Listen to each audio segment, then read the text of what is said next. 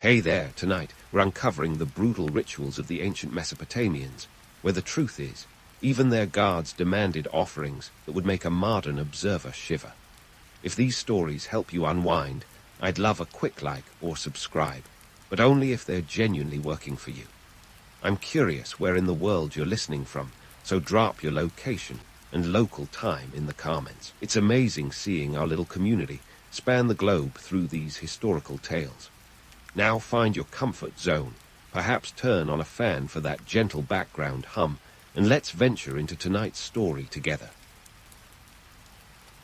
Mesopotamia, the land that might not have invented the wheel, but sure as heck rolled out civilization like a brand new carpet. Here you are, standing in what is now southern Iraq, but 5,000 years ago was the epicenter of everything cool and cutting edge. You're in the Fertile Crescent, which sounds like a fancy salad dressing, but was actually the sweet spot for early human innovation. This is where agriculture took off like a rocket, thanks to rivers with names as smooth as a medieval ballad, the Tigris and the Euphrates. It's around 3000 BCE, and you're hanging out in one of the first city-states, or maybe Babylon. They're like the Silicon Valleys of the ancient world, minus the hoodies and electric cars. Instead, you've got ziggurats, those towering, terraced temples that declare, we're closer to the gods than you are. And speaking of gods, oh boy, did they have a Rolodex full of them. There's Anu, the sky god, Enlil, who controls the wind, and Inanna, the goddess of love and war. Because why not mix romance with a side of battle axes? Now, here's the kicker. These gods are believed to control every facet of life. You stubbed your toe, Enlil must be ticked off. Your crops failed. Better make a sacrifice to appease Marduk.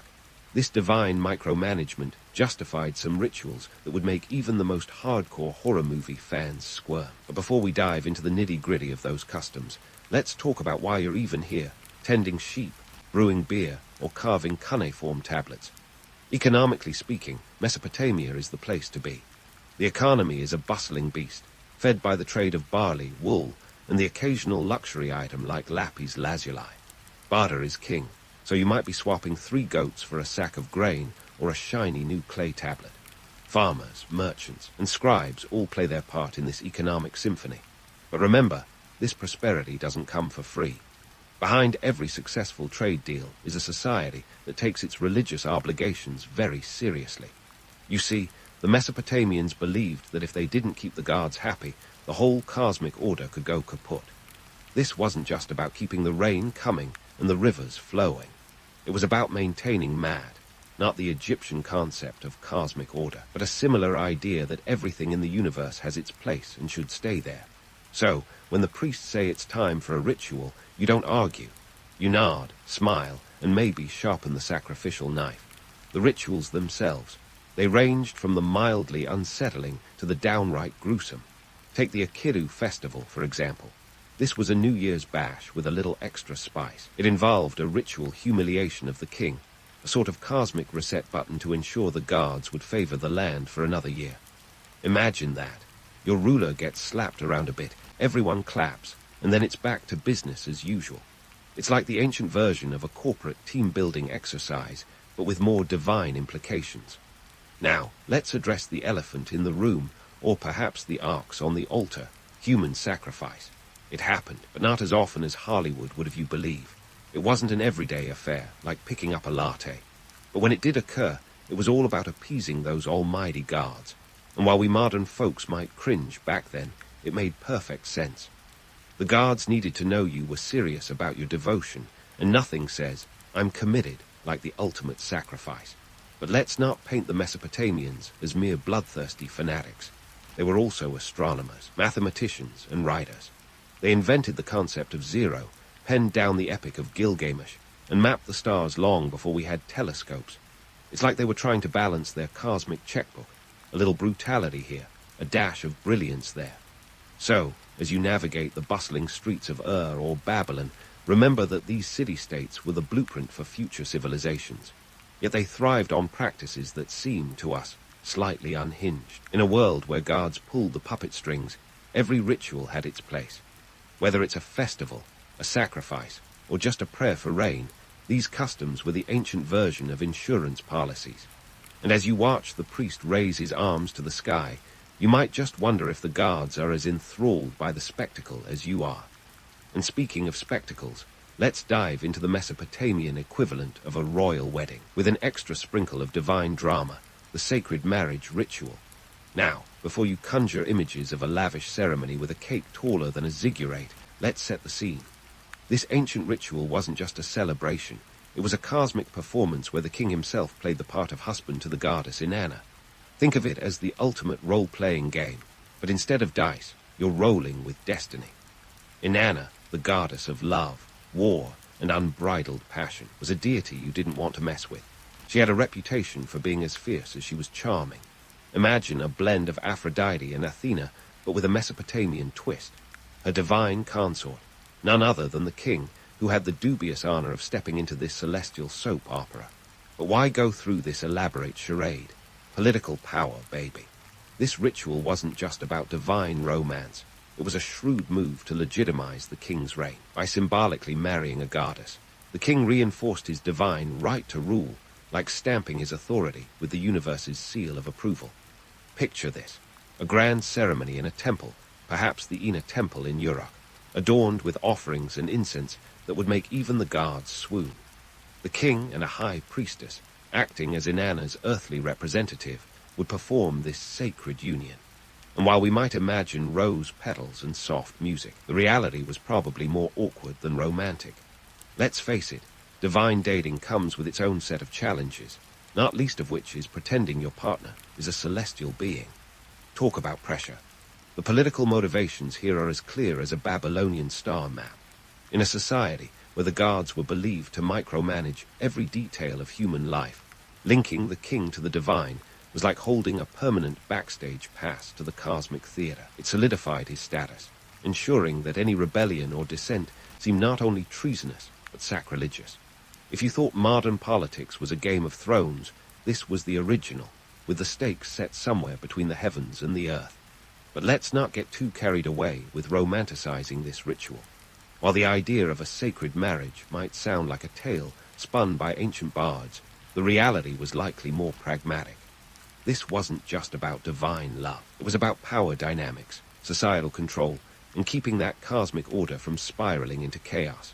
And in a world where the divine and the mortal were as intertwined as the Euphrates and Tigris, every little bit of celestial endorsement counted. Now, let's sift through some of the myths. Some say the sacred marriage was a grand public event, while others suggest it was a more private affair, whispered about in the corridors of power. The truth, likely somewhere in between. What we do know is that it was a cornerstone of the king's legitimacy, a ritual that echoed through the halls of history, even as the dust settled on the ruins of Uruk. And here's where things get a bit gallows humorish. Imagine being the king, enduring the ritual's awkwardness, while knowing your every move is scrutinized by priests and citizens alike. It's like being in a reality show, only with higher stakes and no commercial breaks. But if you aced this divine date, you walked away with the ultimate prize, an undisputed claim to the throne, backed by the goddess of love herself. So, next time you hear about a royal wedding, remember the sacred marriage of Mesopotamia, the ancient world's blend of political strategy and divine drama. And as the king steps away from the altar, perhaps he breathes a sigh of relief, knowing that his cosmic credentials are intact for another year. Meanwhile, the priests shuffle back to their duties, ensuring that the gods remain appeased and the rivers keep flowing. In the grand scheme of things, these rituals were more than just ceremonial pageantry. They were the glue that held society together, the bedrock of a civilization that balanced on the edge of divine favor and human ambition. And as we leave the temple, the echoes of ancient hymns fading into the desert winds, we're reminded that in the fertile lands of Mesopotamia, the line between the mortal and the divine was not just blurred. It was a dance, intricate and eternal. As we slip out of the temple, the sand whispering underfoot like a conspiratorial secret, we turn our gaze to the darker corners of Mesopotamian spirituality. Sure, divine marriages sound like an ancient soap opera with cosmic stakes, but let's delve into something grittier: human sacrifice and divination. If you thought the sacred marriage was a high-stakes drama, buckle up, because we're about to explore the underbelly of ancient desperation and political maneuvering. First, let's address the elephant, or perhaps the sacrificial lamb, in the room. Human sacrifice in Mesopotamia wasn't your everyday occurrence, despite what Hollywood might have you believe. There were no daily lines of victims waiting to meet their doom, a la Indiana Jones. Such sacrifices were rare, reserved for moments when the cosmic balance seemed as shaky as a clay pot on a windy day. Think cataclysmic floods, famines that made grain as scarce as a smile from a tax collector, or wars that threatened to turn city-states into archaeological footnotes. Now, imagine being a Mesopotamian priest in those times. You're not just some mystical figure. You're the spiritual CEO responsible for maintaining cosmic order. The economy is tanking, and the gods seem to be giving you the divine cold shoulder. What do? Well, it's time to show you're serious about getting their attention, and nothing screams commitment like a human sacrifice. Sure, it sounds brutal to our modern ears, but in a world where divine favor was the ultimate currency, this was a desperate gamble, a high-stakes roll of the celestial dice. And let's not forget the economics behind these grim practices. Mesopotamian society was like a finely tuned lyre, harmonizing trade, agriculture, and spirituality. A poor harvest could send shockwaves through this system, like a bad string breaking mid-concert. When the Tigris and Euphrates rivers decided to overflow their banks like a clumsy waiter spilling wine, the resulting chaos threatened not just crops, but the very stability of the city-state. In such dire straits, leaders might resort to extreme measures to placate the gods and restore balance. But before we paint the Mesopotamians as bloodthirsty maniacs, let's add some nuance. While human sacrifices are chilling, they were also seen as sacred transactions.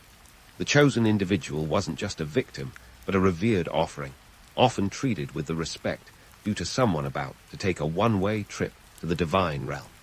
It's like being part of the ultimate VIP program, albeit with a very steep entry fee. Now, let's talk divination, a practice that was less about crystal balls and more about reading the cosmic fine print. Imagine a world where every sneeze, every cloud formation, and every dream could be a message from the gods. The Mesopotamians were the original data analysts, poring over sheep livers and celestial patterns like ancient statisticians trying to predict the stock market. This was serious business, not just superstition.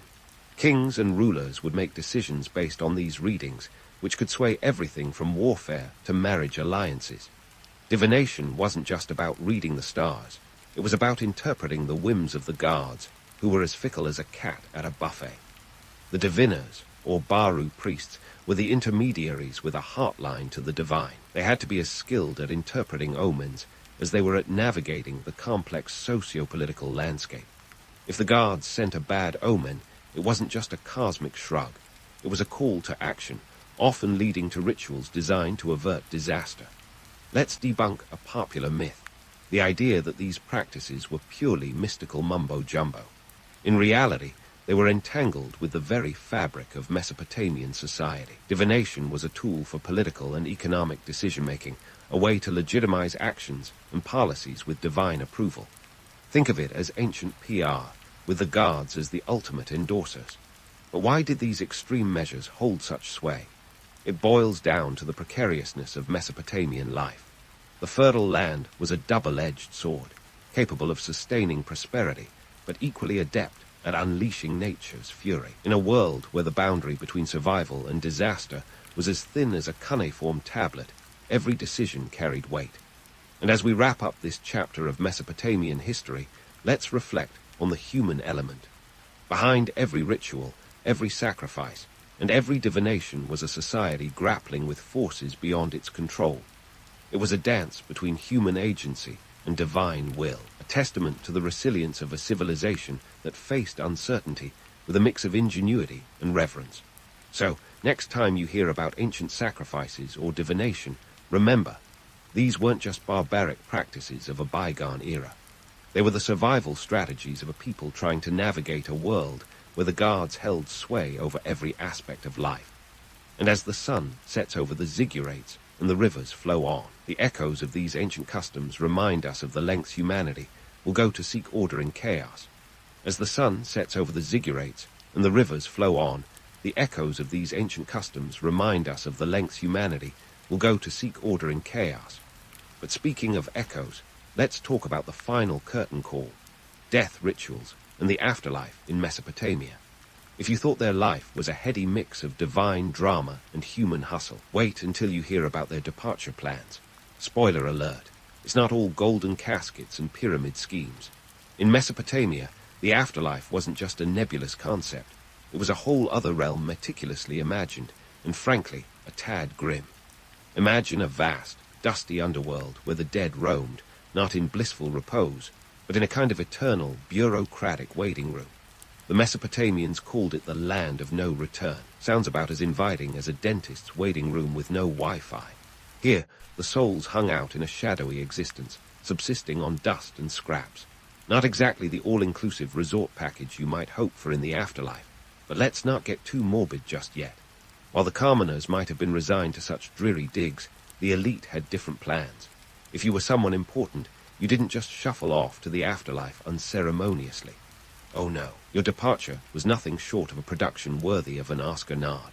Think lavish tombs, intricate rituals, and grave goods aplenty. The elite were buried with treasures meant to ease their passage and demonstrate their status. It was less about resting in peace and more about making a statement in the eternal hereafter.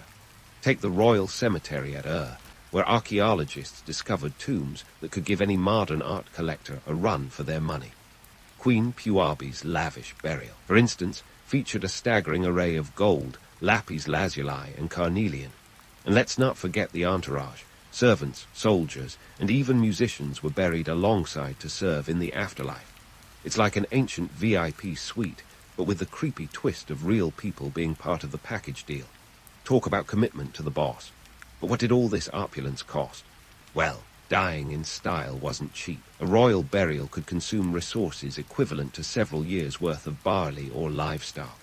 Imagine splurging your entire annual salary on a funeral, and then some. While the elite could afford these elaborate send-offs, commoners didn't have the same luxury. Their burials were simpler, with fewer grave goods.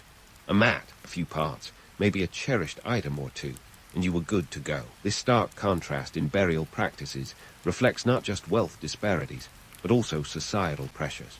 For the elite, a grand burial was a final display of power and status, a way to secure their legacy in both this world and the next.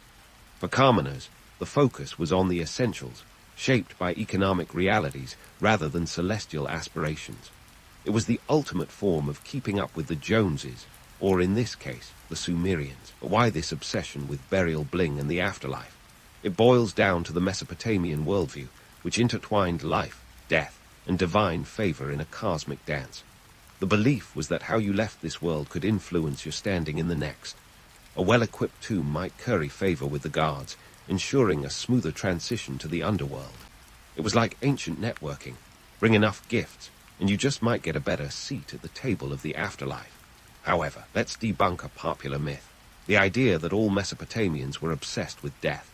The truth is, their rituals were more about respect and continuity than morbid fascination. These practices ensured that the deceased continued to play a role in the community, even from beyond the grave. Ancestors were honored and remembered, their spirits invoked in familial and communal gatherings. It was a way to maintain social ties, even in the face of mortality's finality.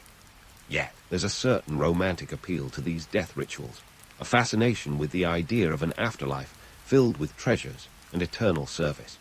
It's a narrative that captivates, even as it disguises the harsh economic realities that fueled such practices. The truth is, these elaborate burials were as much about earthly power dynamics as they were about spiritual beliefs. For the Mesopotamians, death was not just an end, but a continuation of life's intricate tapestry, woven with threads of wealth, status, and divine favor. So, as we stand at the edge of a sun-drenched tomb, pondering the whispered stories of lives long past, we're reminded of the timeless human quest for meaning. In the bustling city-states of Ur and Babylon, rituals were not just acts of faith, but reflections of a society striving to balance the earthly and the eternal, the tangible and the transcendent. And as we peer into the shadows of the Mesopotamian afterlife, see not just the remnants of a civilization lost to time, but echoes of our own enduring journey to make sense of life and death. Stay tuned, because our exploration of Mesopotamian life and rituals isn't over yet. We've got more ancient secrets to unearth, and trust me, You won't want to miss the twists and turns still to come. The past is just as thrilling and unpredictable as the latest blockbuster, full of unexpected revelations and timeless truths. So hold onto your cuneiform tablets, because our historical adventure is just getting started. As we continue this journey through the dusty scrolls of Mesopotamian life, let's pause to consider how these ancient rituals ripple through the corridors of time, echoing in modern culture and religion like a catchy tune you just can't shake. It's a bit like discovering that your favorite rock band's latest hit is actually a cover of a song from the 70s. It might be dressed up differently, but the core melody remains the same. First up, let's talk about how human sacrifice and ritualistic drama have shape-shifted into more symbolic practices. Think of it as the ultimate rebranding exercise. Remember those gruesome sacrifices meant to appease the gods? Well, they've morphed into more palatable forms in modern religious ceremonies. Communion, for example, is a symbolic act that echoes the idea of sacrifice, transforming gruesome reality into spiritual metaphor. It's like trading in your bloody battle axe for a ceremonial chalice, much easier on the eyes and conscience. And what about those grandiose death rituals and afterlife beliefs? You might not be burying your loved ones with gold and servants anymore, despite what some extravagant funerals might suggest. But the notion of an afterlife persists, albeit in a cleaner, less dusty format. Religions worldwide still offer visions of life after death, promising paradise, reincarnation, or spiritual continuity. It's as if the Mesopotamian knack for imagining a netherworld with its own peculiar rules and hierarchies has left an indelible mark on our collective psyche. Now, here's where things get really intriguing. The sacred marriage ritual, with its blend of politics and divinity, might seem like an ancient relic, yet its spirit lives on in the concept of divine right and political authority endorsed by higher powers. From medieval monarchs claiming God-given rule to modern politicians invoking divine support, the echoes of Mesopotamian strategies resonate with a familiar tune. It's like the ancient world's version of fake it till you make it, with a celestial twist. But let's not get too romantic about it all. The truth is, the allure of these rituals often masks the harsh economic and social realities that birthed them.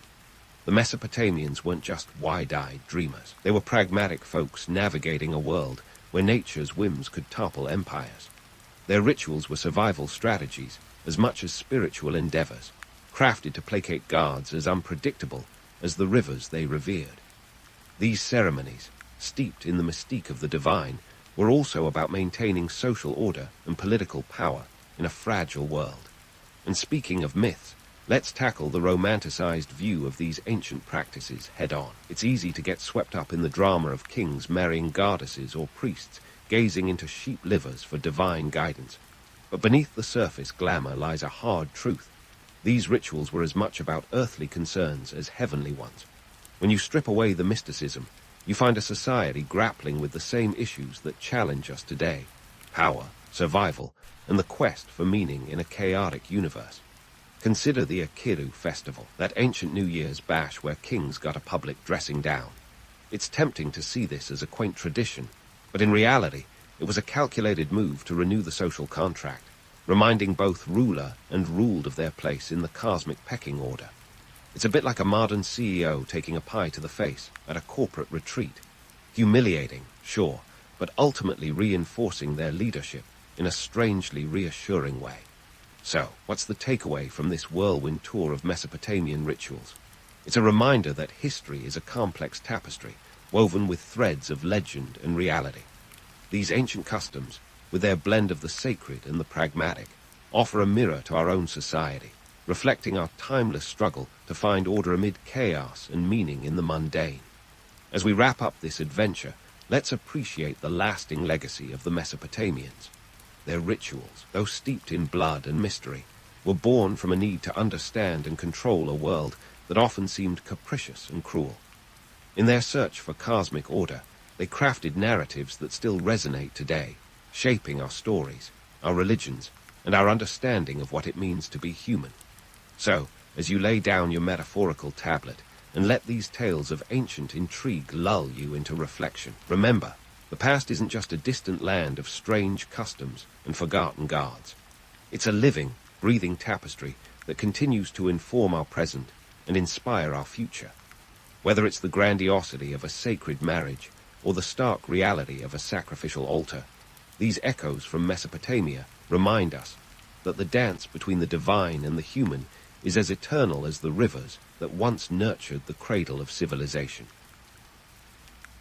If you thought communication was a challenge in the age of social media, spare a thought for the ancient Egyptians, who kicked off their own version of Instagram nearly 5,000 years ago. Yes, we're talking about hieroglyphs, the OG of visual storytelling, making modern emojis seem like stick figures in comparison.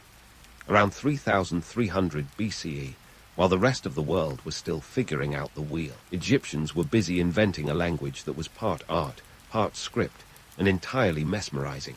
And here's the kicker. Hieroglyphs weren't just about pretty pictures. They were a sophisticated system of communication that, believe it or not, started as a practical tool for scribes, not just as wall decorations for Pharaoh's Instagram accounts. Now, let's set the stage.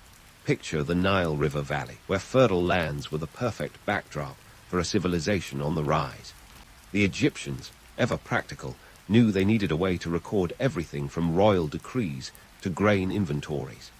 Enter the scribe, the ancient equivalent of a data analyst, except instead of Excel spreadsheets, they had papyrus scrolls and chisels. Hieroglyphs emerged as a solution to this burgeoning need for record-keeping, blending pictorial symbols with phonetic sounds to create a written language as complex and nuanced as a contemporary comment section. Here's where it gets interesting. The writing system wasn't just utilitarian. It evolved into an art form that could convey the divine aura of the gods and the grandiosity of the pharaohs. The Egyptians believed their kings were gods on earth, so naturally, their communication needed a touch of the divine. The result was an intricate tapestry of symbols that could express everything from the mundane to the mystical. Think of it as the difference between sending a text and commissioning a watercolor painting to convey the same message. Hieroglyphs had that level of flair.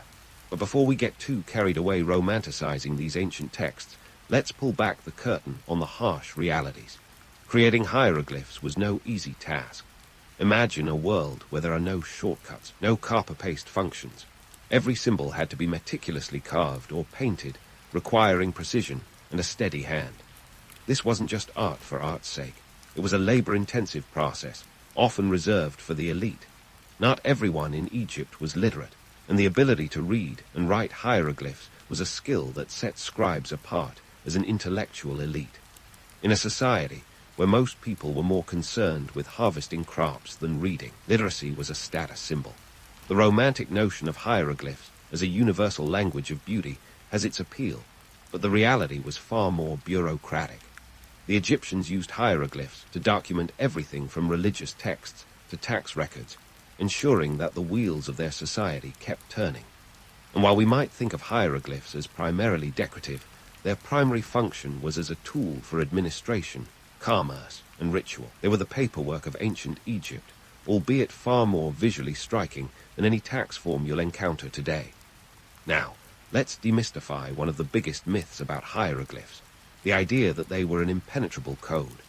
For centuries, scholars scratched their heads trying to unlock their secrets, until the Rosetta Stone was discovered in 1799, providing the key to deciphering these ancient symbols. This artifact was essentially the Rosetta Stone app of its day, offering a multilingual translation that finally allowed hieroglyphs to be understood in the modern era.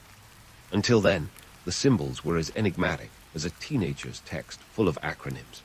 Speaking of enigmas, it's worth noting that hieroglyphs were not the only writing system in ancient Egypt. There was also hieratic and demotic script, more cursive in style, and used for everyday purposes. Hieroglyphs were reserved for monumental inscriptions and sacred texts, where aesthetics mattered as much as accuracy. This duality speaks to the complexity of Egyptian society, balancing the practical with the ceremonial, the mundane with the majestic. In essence, hieroglyphs were more than just a language. They were a reflection of the Egyptian worldview. They captured the essence of a civilization that saw the divine in the everyday and the eternal in the ephemeral. So, next time you use an emoji, remember you're part of a long tradition of visual communication that began with the Egyptians. And while our modern symbols might lack the grandeur of a hieroglyphic inscription, they share the same fundamental purpose: to connect us, across time and space, with the stories we need to tell. So, next time you use an emoji, remember you're part of a long tradition of visual communication that began with the Egyptians. And while our modern symbols might lack the grandeur of a hieroglyphic inscription, they share the same fundamental purpose: to connect us, across time and space, with the stories we need to tell. Now, let's peel back the papyrus layers and take a hard look at the economic and social machinery that cranked out those hieroglyphs, all the while keeping the Egyptian elite knee-deep in status symbols. Step into the Old Kingdom, around 2686 to 2181 BCE, where the pyramids weren't the only thing being built brick by brick. The Egyptian state was a burgeoning bureaucracy, and like any self-respecting empire, it thrived on paperwork. Only in this case, it was papyrus work. Picture this: a civilization that stretched over 600 miles along the Nile, with a population that needed to be fed, taxed, and occasionally conscripted into pyramid-building duty. The Egyptians weren't just doodling on temple walls for kicks. They were creating a system to keep this well-oiled machine running. The demand for scribes skyrocketed as the state apparatus expanded, and hieroglyphs were their primary toolkit. Scribes were the unsung heroes of the Egyptian economy, the original data crunchers. They recorded everything from grain stalks to the number of workers on a construction site. And while the pharaohs might have been the face of Egyptian grandeur, it was the scribes who ensured the wheels didn't fall off the chariot. These guys weren't just literate. They were literate in a language that was as exclusive as it was intricate. In a society where literacy was rarer than a solar eclipse, the ability to read and write hieroglyphs was the ultimate status symbol.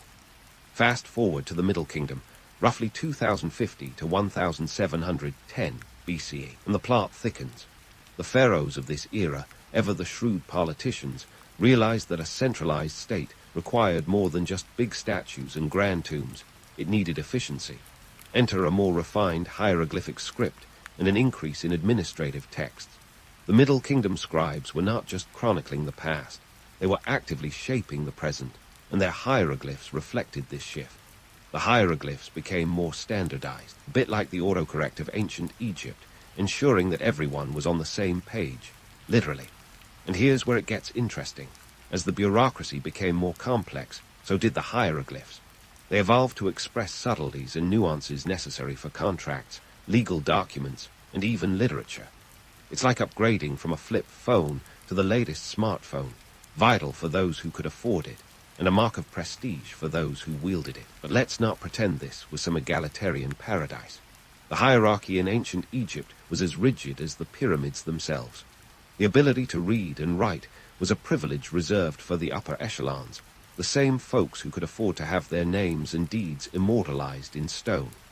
Hieroglyphs were their way of shouting, "I was here," across the millennia, a privilege denied to the average Joe, or more accurately, the average Jehudi. And here's a myth ripe for debunking: the notion that hieroglyphs were a static, unchanging language etched in stone both literally and figuratively. In reality, the script was as dynamic as the society it served, evolving with the times. The Egyptians were nothing if not adaptable, and their writing system reflected their ability to navigate the shifting sands of political and economic change. As we delve deeper into this linguistic labyrinth, let's acknowledge the romance while we expose the reality.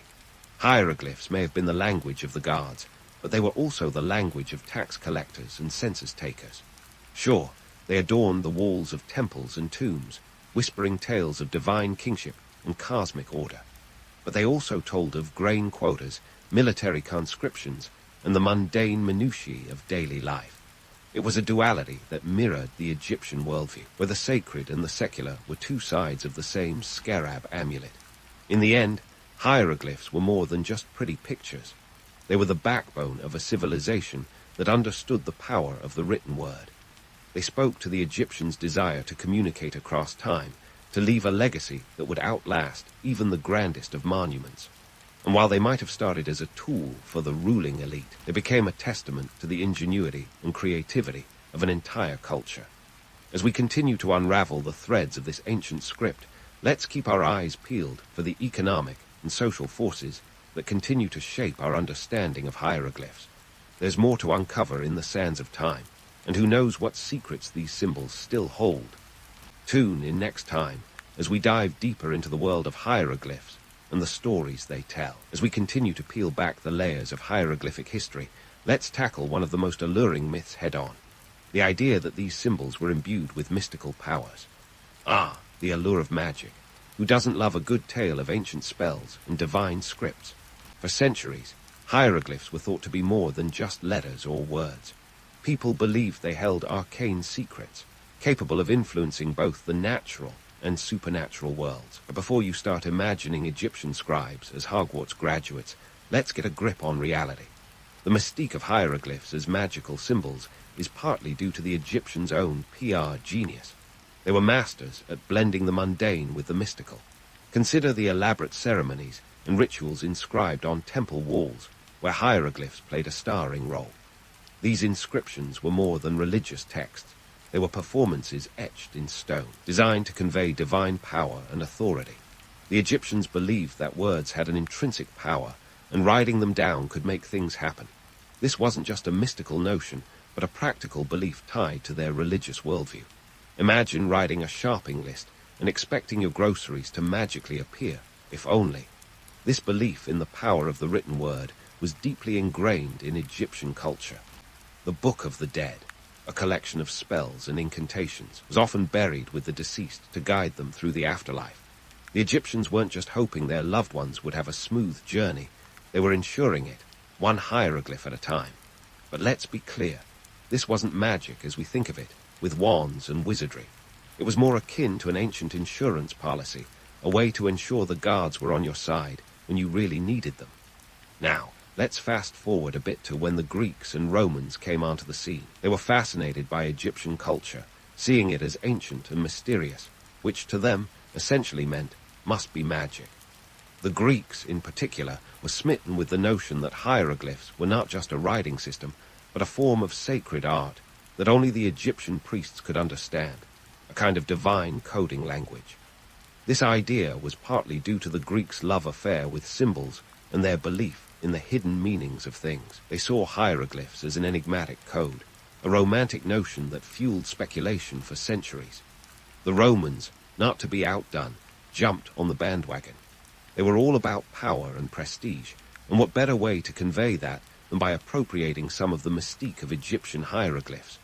They incorporated them into their own monuments, not necessarily understanding them, but appreciating their decorative and symbolic value. Think of it as the ancient equivalent of getting a tattoo in a language you don't speak.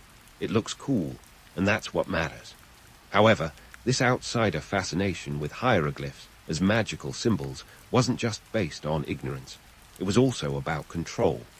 By framing hieroglyphs as mystical and otherworldly, the Greeks and Romans could justify their own intellectual superiority. If they couldn't understand it, then it must be because it was beyond human comprehension, thus elevating their own cultural narratives. It's a classic case of making something you can't understand seem divinely complex rather than admitting you just don't get it. Despite these misunderstandings, the practical uses of hieroglyphs remained evident. They were still being used to record everything from religious texts to economic transactions. The Egyptians continued to wield their pens, or chisels, with precision, ensuring their society functioned smoothly. But the allure of the mystical persisted, a testament to the power of storytelling and the human penchant for romance over reality. The legend of hieroglyphs as magical symbols has a certain charm, doesn't it? The idea that a simple carving could hold the key to the universe is tempting.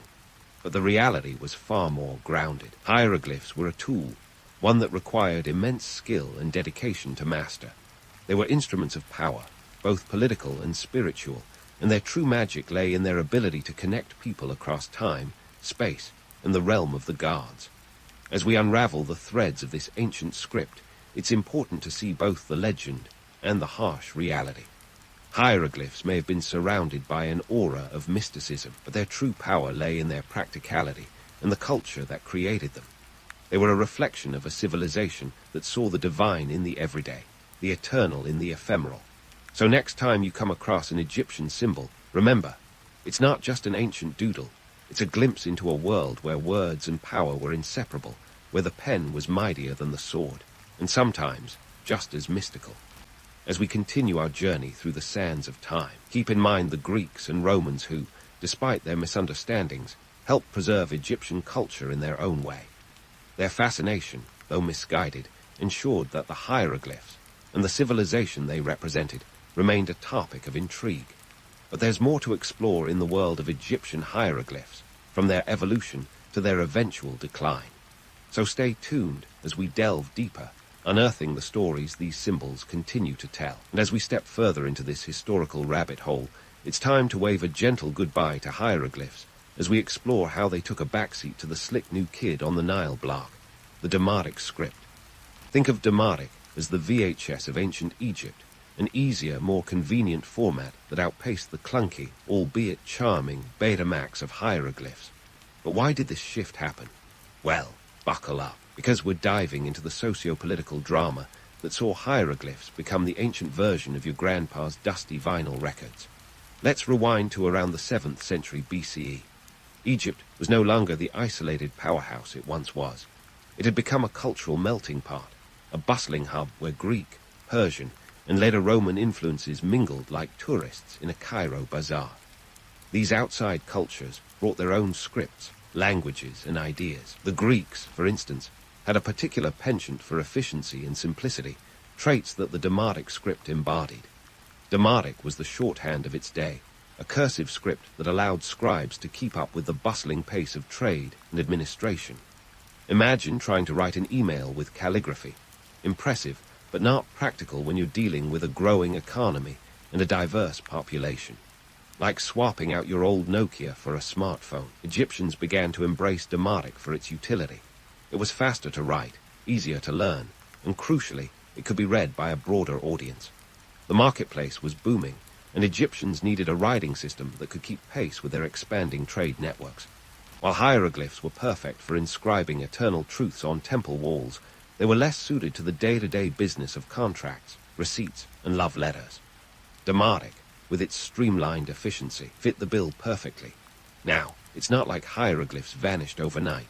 They hung around like a beloved but outdated family heirloom, still used for religious texts and monumental inscriptions. After all, you wouldn't carve the latest stock prices on the side of a pyramid.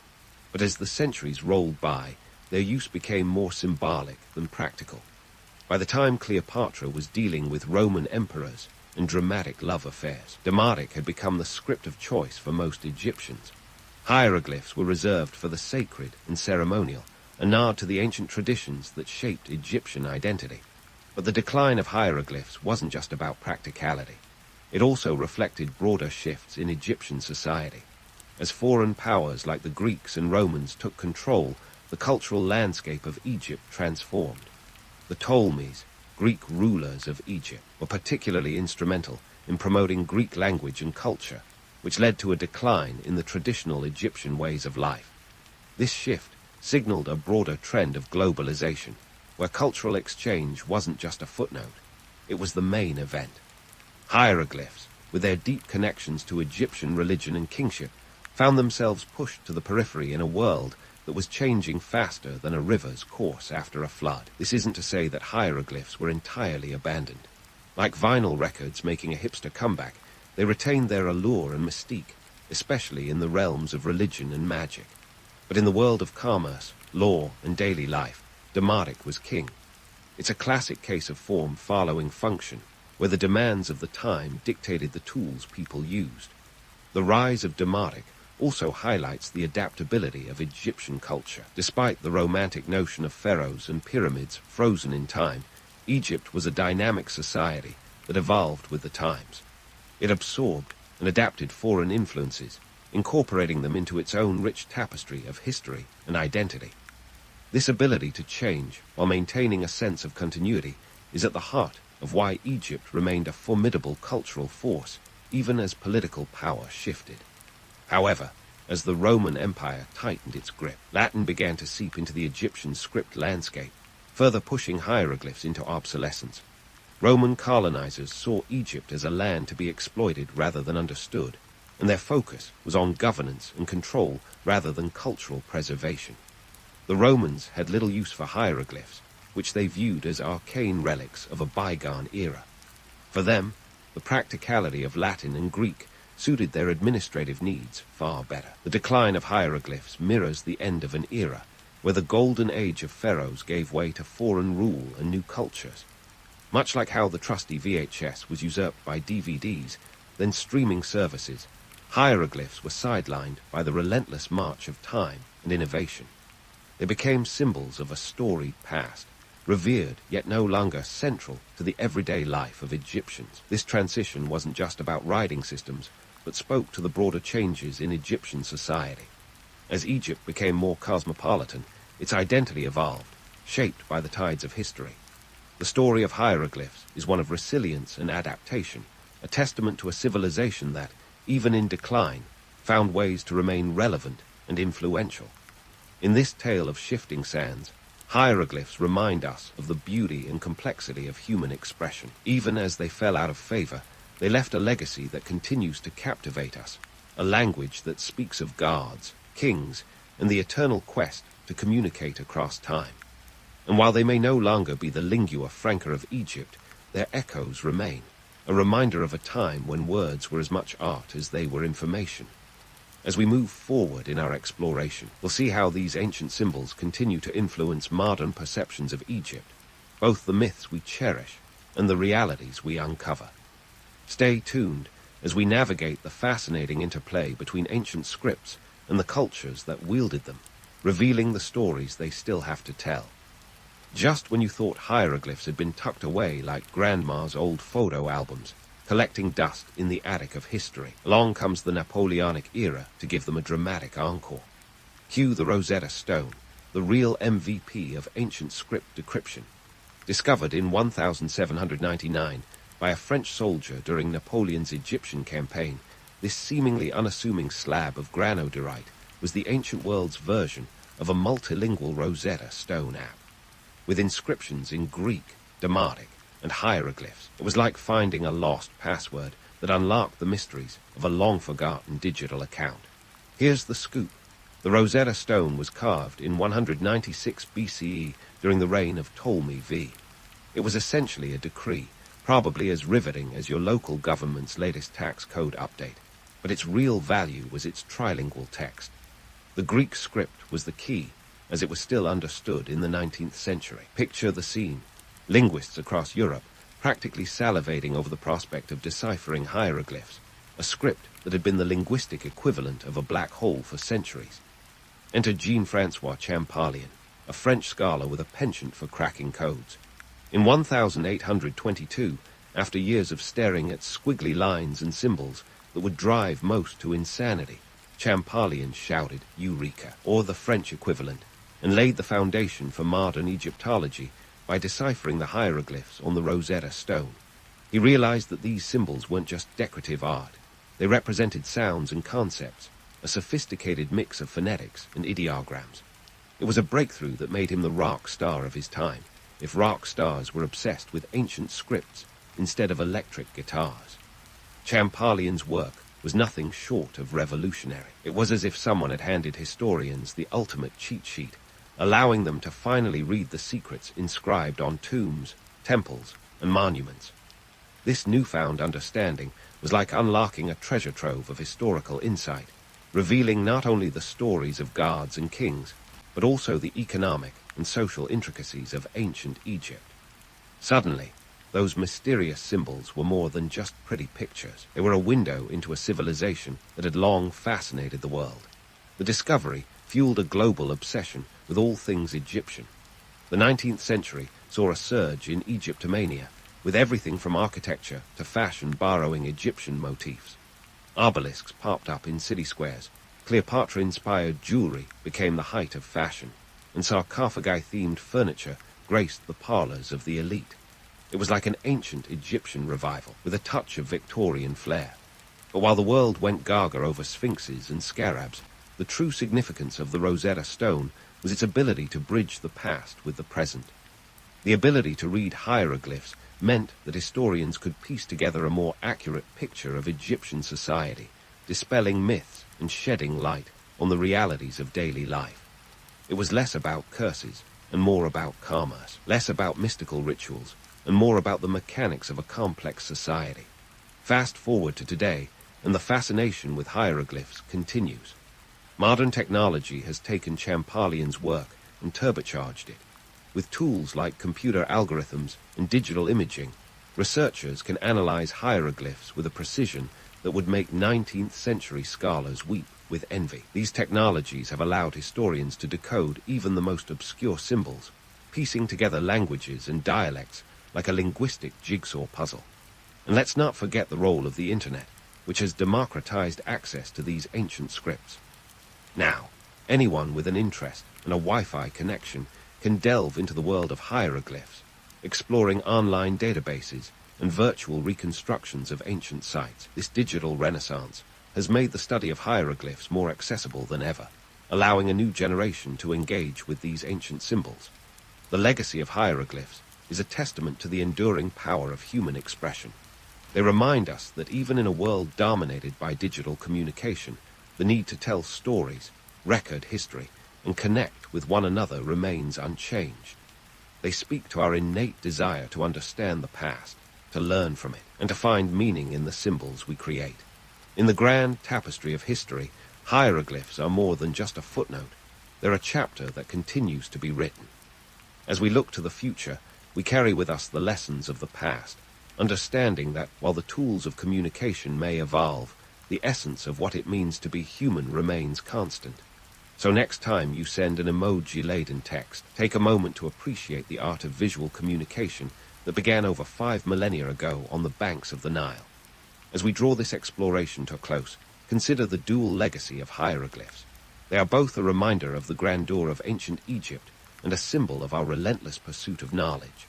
Their story is one of resilience and adaptation, of a civilization that, even in decline, found ways to remain relevant.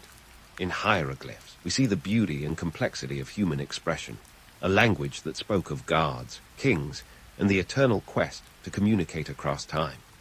So here's to hieroglyphs, the original social media, the ancient storytellers, and the timeless symbols that remind us that while the world may change, the stories we tell, and the way we tell them, remain a fundamental part of our shared human experience.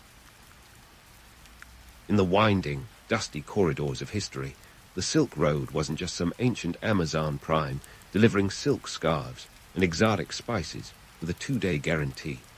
Nope, it was more like the Wild West meets a global swap meet, minus the cowboy hats and with a lot more camels. And right in the heart of this chaotic crossroad sat the Sogdians. Sogdiana, an ancient region that would now snugly fit into parts of Uzbekistan and Tajikistan, is where the real action happened, nestled between the towering Pamir Mountains and the sun-baked Kizilkum Desert. Think of the Sogdians as the ultimate middlemen, the kind who knew how to turn a profit faster than you can say silk. These folks were trading geniuses, effortlessly moving goods like silk, gold, and spices along the Silk Road, which wasn't so much a single road as a network of trade routes stretching over 4,000 miles, connecting China to the Mediterranean. They basically ran a prehistoric version of Etsy, where instead of handmade soaps, they offered luxury goods and rare items that travelers from far-flung corners of the known world would kill to get their hands on. Now, here's the kicker. All this trading didn't just pad their pockets, it reshaped their souls. Religion in Sogdiana was like a buffet at a Las Vegas casino. There was a bit of everything, and everyone was welcome to try a taste. Zoroastrianism, Buddhism, Manichaeism, Nestorian Christianity, and even some local cults with their own little quirks.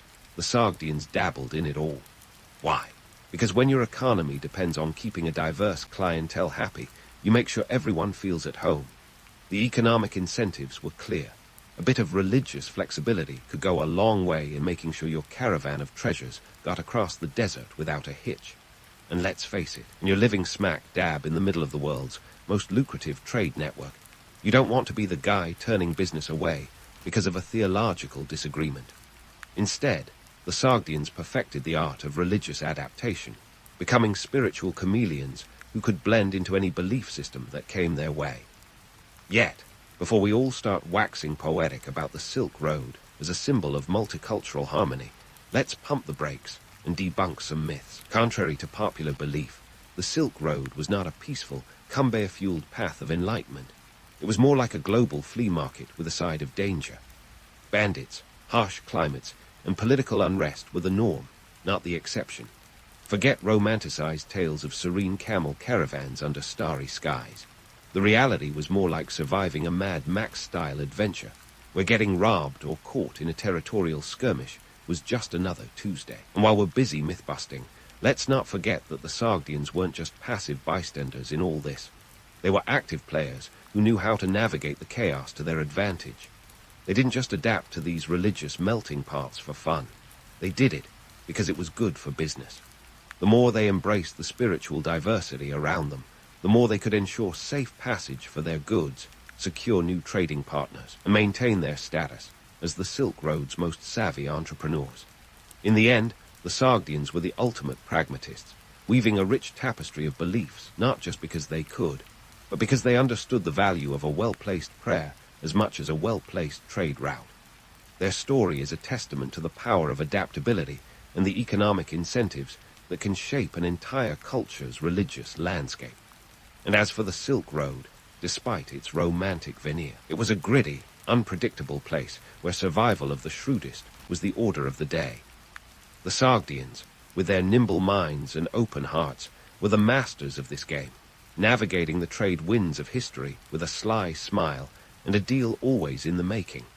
And so, as the Sogdians danced their way through the tumultuous symphony of the Silk Road, their religious canvas was getting painted with strokes of everything from Zoroastrian fire altars to the serene smiles of Buddhist bodhisattvas. You see, these ancient traders were not just spiritual dabblers for the sake of it.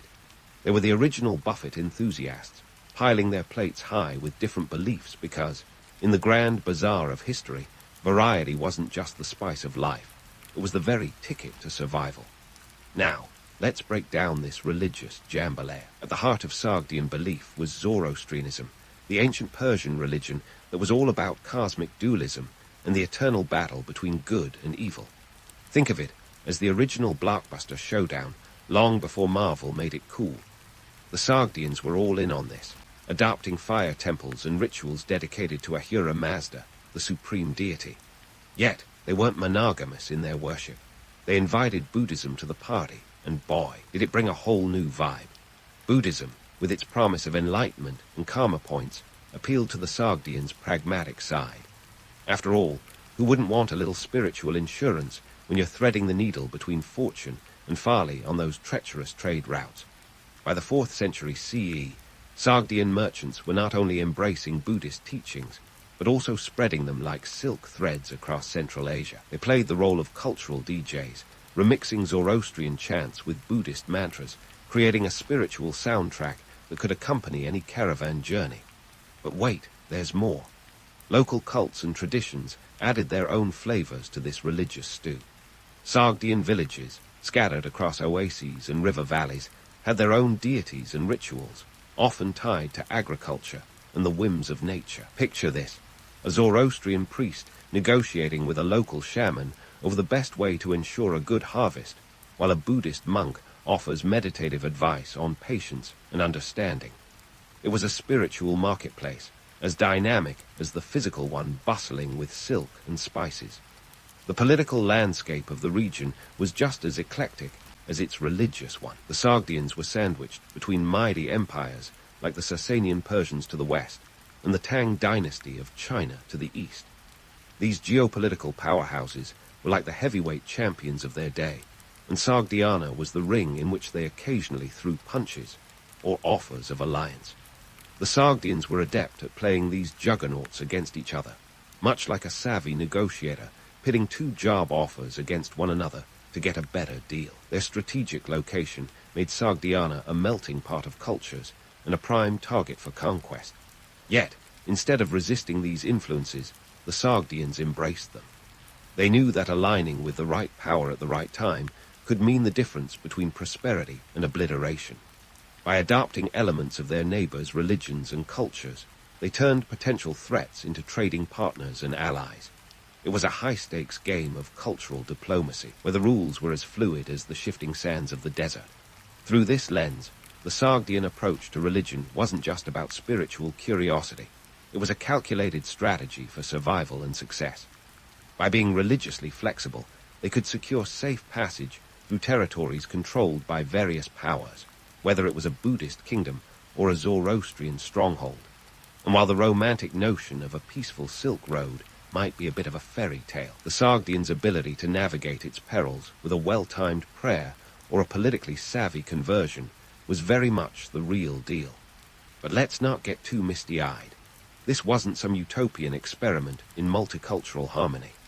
The Sogdians were opportunists, and their religious syncretism was as much about leveraging economic and political advantages as it was about spiritual enlightenment. They understood that in a world where borders and allegiances shifted as often as desert dunes, having a spiritual ace up their sleeve was just good business sense.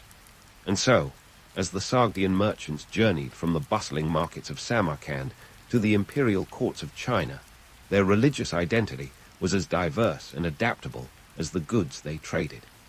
They didn't just carry silk and spices. They transported ideas, beliefs, and philosophies, weaving them into the rich tapestry of their cultural legacy. Whether they were lighting a Zoroastrian fire in a Buddhist monastery or invoking a local deity to bless their trade caravan, the Sogdians were the ultimate spiritual entrepreneurs, always ready to turn a new belief into a golden opportunity. In the grand narrative of history, the story of the Sogdians reminds us that religion, like trade, is often about finding common ground and making a deal that benefits everyone involved. It's about looking at the world, seeing its complexities, and saying, I can work with this.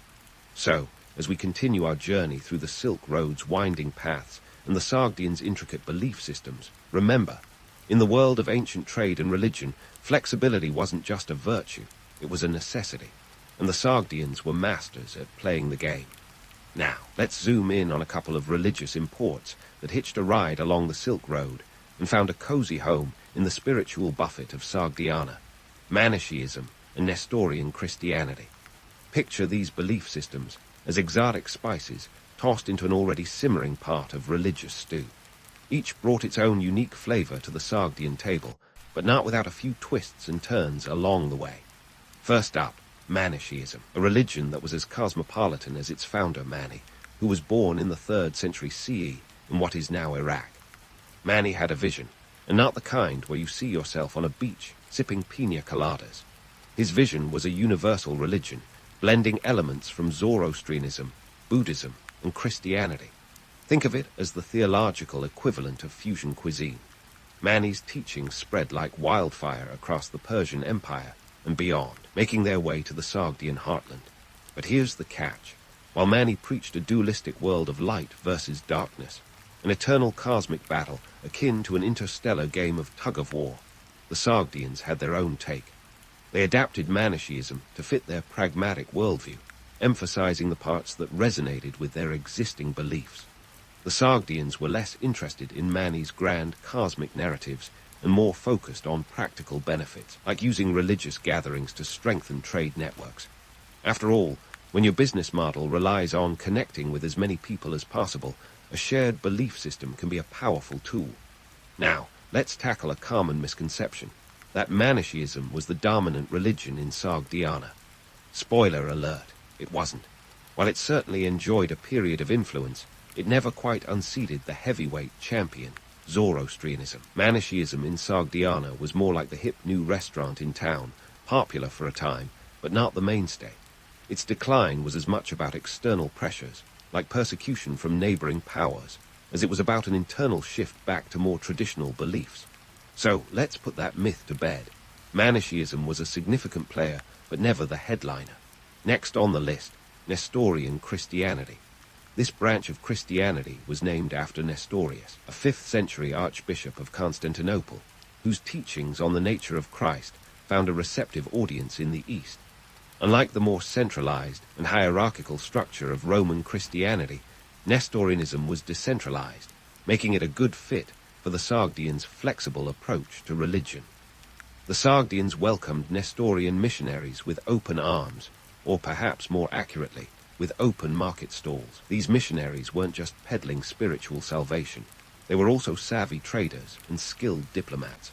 The Sogdian version of Nestorian Christianity often included local customs, such as incorporating Zoroastrian fire rituals into Christian ceremonies.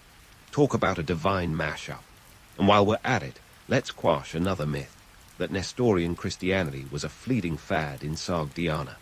In reality, it persisted for centuries, leaving behind churches and communities that continued to thrive long after the Sogdian Empire faded into the annals of history.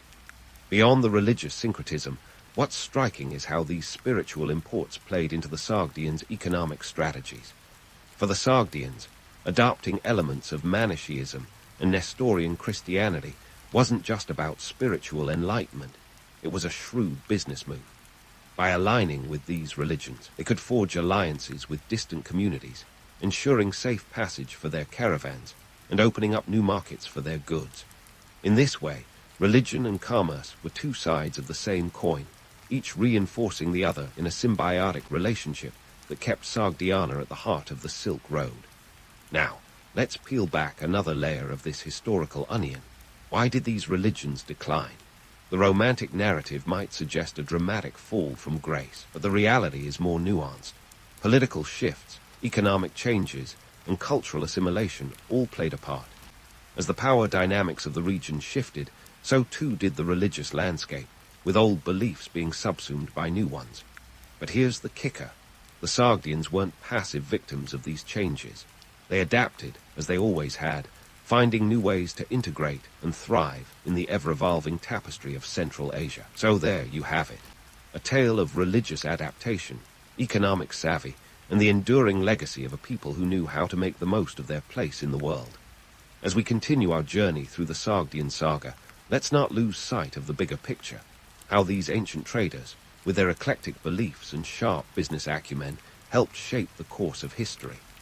Stay tuned, because there's a lot more to uncover about the vibrant, dynamic world of the Sogdians and their indelible mark on the Silk Road. Let's pivot from the Sogdian spiritual smorgasbord to the tangible expressions of their eclectic beliefs, religious art and architecture. Now, before you start yawning at the thought of dusty ruins and faded frescoes, hold that thought. In Sogdiana, art and architecture were more than just eye candy. They were the Instagram of their day, broadcasting power, status, and sometimes a cheeky bit of propaganda. First, let's talk temples. The Sogdian religious landscape was dotted with them, serving as more than sanctuaries for a quick prayer. These were the social hubs, the Starbucks of ancient times, if you will. Take the Panjaican temples, for instance, a site that's been a treasure trove for archaeologists. Excavations revealed a sprawling complex dedicated to Zoroastrianism, complete with fire altars and intricate murals. These weren't your average wall doodles, either. They were rich tapestries of human figures, celestial beings, and mythological scenes, painted with a flair that would make even a modern-day muralist nod in approval. These murals weren't just for show, though. They were a visual encyclopedia, reflecting the Sogdians' multicultural ethos. Scenes depicted heroes from local lore, but you'd also spot influences from Persia, India, and China. It's like flipping through a magazine where every page tells a different story, yet somehow they all connect. And here's the kicker. The narratives often served a dual purpose. Yes, they illustrated religious beliefs, but they also reinforced political alliances and social hierarchies. It was art with an agenda, where a well-placed deity could signal allegiance to a powerful neighbor or cement a ruler's divine authority. Now, let's wander over to the architectural marvels that still have archaeologists buzzing. The city of Samarkand, another Sogdian jewel, was a showcase of architectural bravado. Picture palaces and temples adorned with stucco reliefs and vibrant frescoes, each structure a statement of wealth and influence. The Sogdians were masters at blending styles, borrowing elements from their trade partners and melding them into something uniquely their own. You had Persian columns, Indian motifs, and Chinese roof tiles, all coexisting in a harmonious jumble. It was a bit like a game of architectural Tetris, where every piece fit together to create something greater than the sum of its parts. And here's a nugget to chew on. The very act of constructing these buildings was a display of power. In a world where most structures were mud brick hovels, erecting a temple or palace from stone was like driving a Rolls-Royce through a sea of hatchbacks. It was a declaration of political clout and economic prowess, a way to flex your muscles without saying a word. The Sogdians understood this, and they played the game with finesse, ensuring their cities were not just functional trading hubs, but also architectural symbols of their regional dominance. Of course, the art and architecture weren't just about flexing for the neighbors. They also had deep social implications. These spaces were where community life unfolded, where people gathered for festivals, trade, and the occasional gossip session. Think of them as the original town squares, buzzing with activity and alive with the sounds of daily life. The temples and palaces were the backdrop, providing the stage for the grand theater of Sogdian society, where every fresco and column whispered stories of the past while shaping the future.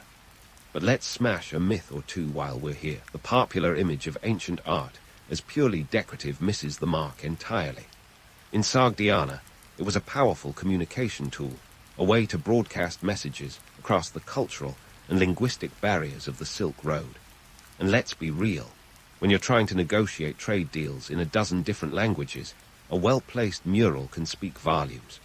Speaking of myth-busting, let's clear up the notion that these grand structures were always revered and preserved. In reality, the sands of time and the whims of political change often led to their neglect or repurposing. Some became makeshift fortresses, others were plundered for materials, and a few even served as the backdrop for less than holy activities. It's a reminder that while the art and architecture of the Sogdians were grand, they were also as vulnerable to the ravages of time and history as any of us. And now, a shout-out to the unsung heroes of this historical narrative, the archaeologists. Without their relentless digging and deciphering, the vibrant tapestry of Sogdian art and architecture would remain buried beneath layers of sand and stone. Thanks to their efforts, we have a window into a world where art was more than just aesthetics. It was a dynamic force, shaping and reflecting the culture, politics, and spirituality of an entire civilization. So, as we continue to peel back the layers of Sogdian society, let's appreciate the richness of their artistic legacy. It's a testament to their ingenuity, adaptability, and the enduring power of cultural expression. More than mere decoration, it was a tool of influence, a marker of identity, and a bridge connecting the diverse peoples of the Silk Road. In the grand chessboard of history, the Sogdians played their pieces with flair and strategy, using art and architecture as much as trade and diplomacy. As we delve deeper into their story, remember that every mural, every temple, and every fresco was a chapter in the ongoing saga of a people who knew how to turn the mundane into the magnificent. Stay tuned. There's still more to uncover about the colorful, complex world of the Sogdians and their indelible impact on the Silk Road. As we untangle the threads of Sogdian history, it's time to zoom out and see how their religious kaleidoscope and trade prowess continue to ripple through the ages. Picture the Silk Road not as a relic of the past, but as the ancestor of global networks today. The Sogdians didn't just peddle silk and spices. They were the original globalizers, shaping a world where currency wasn't just coins but culture and ideas. Let's talk about legacy, that term historians love to throw around. For the Sogdians, it's not just about who they were, but what they left behind, a blueprint for cultural syncretism. Their eclectic religious practices were less about spiritual tourism and more about survival in a harsh geopolitical landscape. By embracing a smorgasbord of beliefs, they crafted a society that could pivot and adapt faster than a cat on a hot tin roof. This adaptability, fueled by necessity rather than idealism, is something modern societies might take a cue from.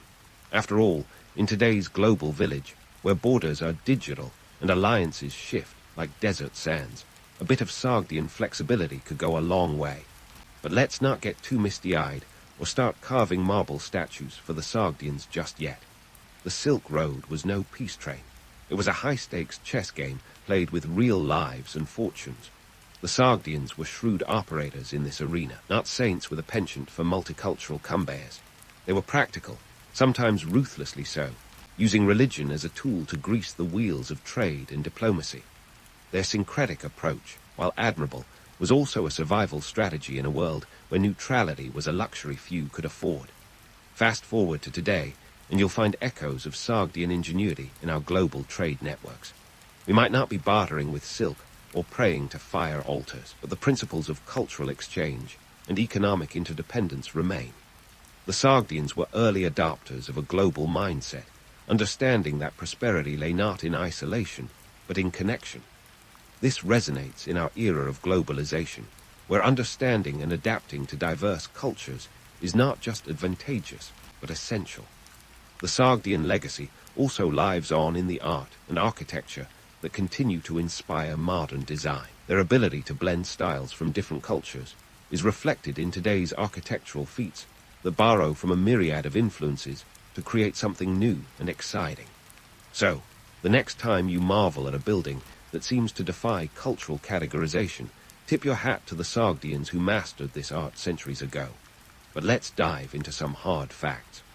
The Sogdians operated at the height of their power from the 6th to the 8th century CE, a time when the world was a patchwork of empires and warring factions. They thrived not by brute force, but by economic cunning, transforming their geographic predicament into a strategic advantage. By the time the Islamic caliphates rose to prominence, the Sogdians had already laid the groundwork for a world where trade and cultural exchange were intertwined. And what about their religious legacy? While Zoroastrianism, Buddhism, and Nestorian Christianity have evolved or faded, the spirit of religious tolerance and integration the Sogdians practiced is a valuable lesson for today's world. In an age where religious and cultural divides often seem insurmountable, the Sogdians remind us that coexistence is not just possible, but profitable, if you play your cards right. In the grand narrative of human history, the Sogdians are a reminder that adaptability and pragmatism can be as powerful as any army. They didn't just survive the tumult of the Silk Road, they thrived by turning chaos into opportunity. So, the next time you hear someone wax lyrical about the romanticism of the Silk Road, remember that behind the myth was a gritty reality navigated by savvy traders with a knack for turning a profit and a prayer into a powerful legacy. In wrapping up our Sogdian saga, let's not forget the irony that their very success in blending cultures and beliefs may have sown the seeds of their cultural dilution. As empires rose and fell, so too did the prominence of the Sogdians, absorbed into the larger tapestry of history. Yet their story endures, a testament to the power of cultural fusion and economic acumen in shaping the world. So, as you drift off to sleep tonight, pondering the distant echoes of camel caravans and vibrant bazaars, remember the Sogdians, not just as relics of the past, but as pioneers of the globalized world we live in today. A world where the lines between cultures blur and blend, echoing the symphony of diversity the Sogdians orchestrated on the Silk Road. In the end, their legacy is not just about the roads they traveled, but the bridges they built, bridges that continue to connect us all in ways both seen and unseen.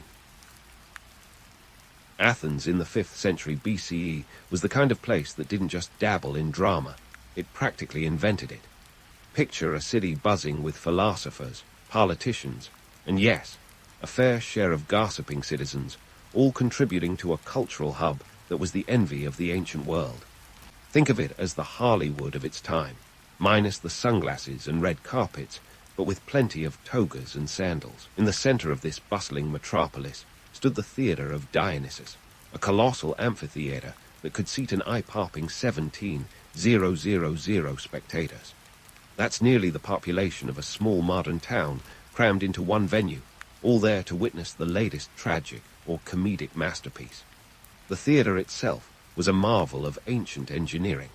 Carved into the southern slope of the Acropolis, it offered not only a visual feast on stage, but also panoramic views of Athens. Talk about a backdrop. The design was all about acoustics, ensuring that even the ancient equivalent of the nosebleed seats got a good earful of Oedipus's latest woes. And let's not forget the stone seats, which were probably as comfortable as you'd expect from a civilization that hadn't quite invented cushions yet. But hey, when you're there to see Aeschylus or Sophocles, you make do. Now, let's chat about who actually got to sit where, because seating wasn't just about finding the best view, it was a political statement. The best seats were reserved for the top dogs, the city officials, priests, and international dignitaries, who got to sit in the front rows. This was ancient Greece's version of a VIP box, minus the complimentary champagne. These prime spots were known as the prohedria, and sitting there was as much about being seen as it was about seeing the play. In a society that worshipped public debate and civic engagement, being on display was practically a sport. Meanwhile, the average Athenian citizen, assuming he was male and not a slave, could snag a seat anywhere else, as long as he arrived early enough. No need for Ticketmaster here. Just bring your own cushion if you plan to survive the marathon performances, which could last all day. Women, slaves, and foreigners had a less straightforward path to these cultural gatherings, often relegated to the margins or excluded entirely. Talk about a tough ticket. The democratic nature of the theatre was a reflection of the broader political climate in Athens, where the idea of democracy was not just a buzzword but a lifestyle. Yet this was no utopia.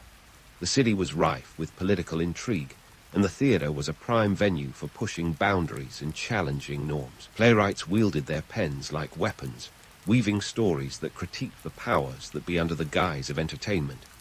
In fact, the theatre was one of the few places where criticism of authority could be aired publicly, albeit wrapped in layers of allegory and metaphor. It was both a cultural event and a kind of ancient societal barometer, where one could gauge public sentiment without a modern-day opinion poll. The socio-political context of these performances was as layered as the plays themselves. Athens was a city-state that prided itself on its intellectual and artistic achievements, but it was also heavily involved in warfare and territorial expansion. The Peloponnesian War loomed large over this era, casting a shadow over the artistic endeavors. Theatre offered a cathartic release, a way to process collective anxieties and aspirations, even as the city grappled with the realities of war and political discord. In this world, playwrights became celebrities in their works, cultural touchstones.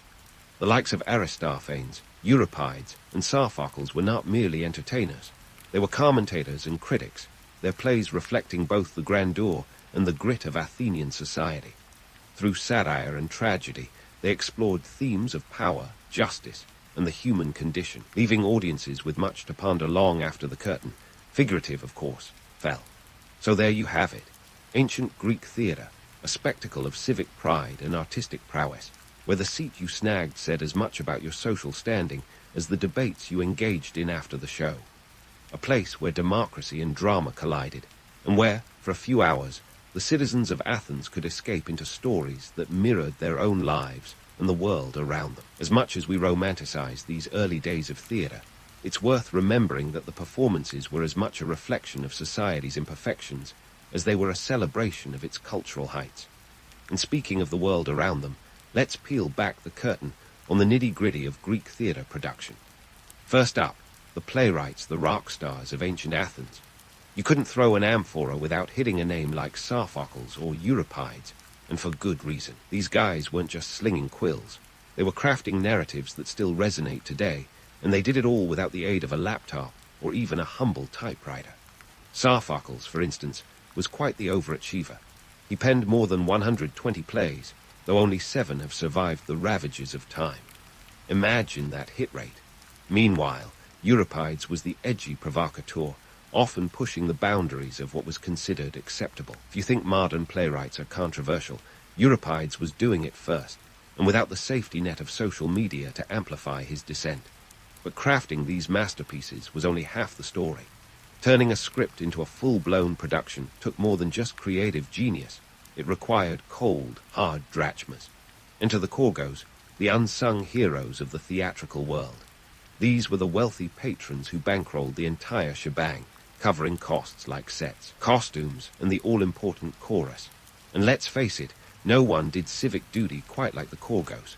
For them, funding a theatrical production was as much about contributing to the cultural life of Athens as it was about showing off their own wealth and influence.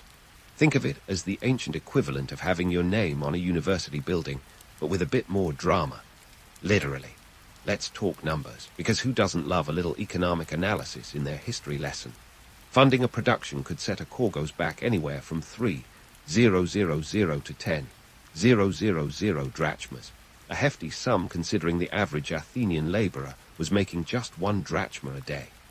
That's like throwing down the equivalent of a new sports car or even a small house, all for the sake of art. And maybe a bit of ego, too. The financial burden didn't fall on the actors, though. Nope, these thespians had their hands full with memorizing lines and perfecting their masks. Ah, masks, those iconic symbols of Greek theatre. They're practically synonymous with the art form, and for good reason. These were not just any old disguises. They were transformative tools that allowed actors to switch characters and genders with ease. We're talking about a time when all roles, including female ones, were played by men. So, masks were not just a creative choice. They were a necessity. Crafted from lightweight materials like linen or cork, these masks were painted with exaggerated expressions to convey emotions from afar. Remember, subtlety wasn't exactly an option when your audience was seated in row 500. But beyond practicality, these masks also added a layer of mystique and universality to the performances. They allowed the audience to project their own interpretations onto the characters, making the experience both personal and communal. And then there were the costumes, equally elaborate and symbolic. Forget simple tunics. These were grand, colorful garments that helped distinguish characters and social statuses on stage. Royalty might be clad in purple, while a commoner would don humble earth tones. Costumes were more than just eye candy. They were visual cues that helped the audience navigate complex narratives. But who were these productions really for? Spoiler alert, it wasn't just the ticket-buying public. The Athenian elite took great pride in these cultural spectacles, seeing them as a reflection of their city's sophistication and power. It was all part of the larger competitive spirit in Athens, where even art was a contest. Playwrights and chorgoi vied for prestige and prizes, with festivals like the city Dionysia offering accolades to those who wowed the crowd. Winning was not just about personal glory, it was a matter of civic pride. Behind the scenes, though, things were less glamorous. The logistics of staging a play involved a small army of workers. From set builders to musicians, a production was a community effort. And let's not forget the chorus, the unsung heroes who sang, danced, and narrated the story. While the actors had the spotlight, the chorus provided the backbone of the performance, often commenting on the action and guiding the audience's emotions. The role of the chorgos was crucial here. They didn't just sign the checks, they were actively involved in the process, sometimes even participating in the chorus themselves. It was a hands-on role, blending philanthropy with personal investment. And while the chorgos might not have received a direct return on their financial outlay, the social capital gained was invaluable. In a society where public perception was everything, sponsoring a successful play could elevate one's status to new heights. Yet, let's not romanticize it too much. While theater was a democratic art form in some respects, it was also a playground of privilege. A chorgos could use their role to curry favor with the political elite or to bolster their own political ambitions. It was a delicate dance of art, power, and money, a tale as old as time. So, there you have it, the unvarnished reality behind the dazzling facade of Greek theater. It was a world where art and politics were inseparable, where the line between civic duty and personal gain was as blurred as a poorly painted backdrop. But for all its complexities, it was a cultural phenomenon that laid the groundwork for modern theater. It's a testament to human creativity and ambition, as relevant today as it was over 2 millennia ago. Stay tuned as we continue to unravel the multifaceted world of ancient Greek theater, where the next act promises even more drama, both on and off the stage. As we dive deeper into the backstage chaos of Greek theater, let's unravel the grand spectacle that was the Dionysia Festival. Picture this, an event so epic it makes the Super Bowl look like a backyard barbecue. We're talking about a festival that wasn't just a cultural highlight. It was a cornerstone of Athenian life, as essential as olive oil and heated political debates. The city Dionysia, named after Dionysus, the god of wine, fertility, and all things theatrical, was the big cheese of festivals. Held every March, right as the weather teased the first inklings of spring, the festival was a week-long marathon of dramatic presentations. It was a theatrical triathlon, except instead of swimming, biking, and running, you had tragedy, comedy, and satyr plays. Each year, 3 playwrights were chosen to present a tetralogy, 3 tragedies, and a comedic satyr play, making it a total of 12 intense performances. Imagine a Netflix binge-watch session, but live, and without the ability to pause for snacks. Let's get into the nitty-gritty logistics, because organizing this festival was no small feat. The responsibility fell to the Archon, the city's chief magistrate, who selected the participating playwrights and their financial backers, the Korgoi. This was like being the head of a major awards show, but with a much riskier guest list. One false move, and you could find yourself at the mercy of a scathing Aristophanic satire. As the festival kicked off, Athens transformed into a buzzing hive of anticipation. The streets teemed with visitors from all corners of the Greek world, eager to witness the dramatic spectacles. It was an economic bonanza, with merchants hawking everything from fine pottery to street food, ancient souvlaki, anyone. But beyond the hustle and bustle, the real heart of the festival was the competition. This was the Olympics of drama, where playwrights weren't just crafting stories. They were fighting for immortality, their reputations teetering on the edge of a tragic downfall or comedic triumph. Winning at the Dionysia wasn't a matter of mere personal glory. It was a societal accolade. In a culture that revered honor and fame, victory was a ticket to the halls of greatness, a chance to be remembered long after the last actor left the stage. Think of it as the ancient equivalent of going viral, but with more gravitas and fewer cat videos. Now, let's talk about the judges. Selected by lot, these were ordinary citizens, tasked with the unenviable role of deciding which playwright would take home the laurel. It was a high-pressure gig. Imagine being a judge on a talent show where the contestants were the likes of Aeschylus and Sophocles. The judging process was an exercise in democracy, with each judge dropping a pebble into an urn to cast their vote. But here's the twist. Only 5 of the 10 votes were randomly pulled and counted, adding an element of chance to the outcome. It was democracy with a side of suspense, a reminder that even in a society that prized order and logic, fate still liked to play its hand. Of course, where there's competition, there's bound to be a bit of mischief. Rumor had it that some playwrights, or their enthusiastic backers, weren't above greasing a few palms to tip the scales in their favor. Bribery and influence peddling were the whispered secrets of the festival, the backstage drama matching anything happening on stage. In a world where public honor was the currency of the realm, securing a win could justify the means, no matter how dubious. The playwrights themselves were akin to modern-day celebrities, each vying for the adoration of the crowd and the approval of the judges. Aeschylus, for instance, was the patriarch of tragedy, a master of the grand narrative. His plays were like epic poems brought to life, rich with themes of fate and vengeance. Euripides, on the other hand, was the maverick, the one unafraid to question societal norms and present the gods as flawed beings. His work often sparked controversy, much to the delight of audiences hungry for drama both on and off the stage. The stakes were high, and the festival schedule was grueling. Imagine sitting through 3 tragedies back-to-back, only to be jolted awake by a boisterous satyr play, replete with bawdy humor and slapstick antics. It was emotional whiplash by design, a roller coaster of pathos and comedy that left audiences exhausted yet exhilarated. For the playwrights, the Dionysia was a proving ground, a chance to showcase their craft and push the boundaries of storytelling. Their works were not merely entertainment, they were reflections of the human condition, exploring themes of power, morality, and the gods' inscrutable will. Through allegory and metaphor, these plays held up a mirror to Athenian society, challenging audiences to ponder the deeper questions of existence. Yet, for all its cultural glory, the festival was also a stark reminder of the societal hierarchies at play. While the theatre welcomed citizens with open arms, it was still a domain of privilege. Slaves, women, and foreigners found themselves on the fringes of this cultural celebration, their voices largely absent from the artistic discourse. It was a microcosm of Athenian democracy, where the ideal of equality often clashed with the reality of exclusion. Despite these contradictions, the Dionysia remained a testament to the enduring power of theatre, a celebration of human creativity and resilience. It was a moment when the boundaries of the possible were stretched, when storytellers dared to dream and audiences were invited to join them in that dream. As we wrap up this act of our historical odyssey, remember this. Greek theatre was more than just a series of plays. It was an expression of the human spirit, a dance between the divine and the mundane. And while its legacy may be enshrined in marble and texts, the true magic lies in the fleeting moments of connection between actor and audience.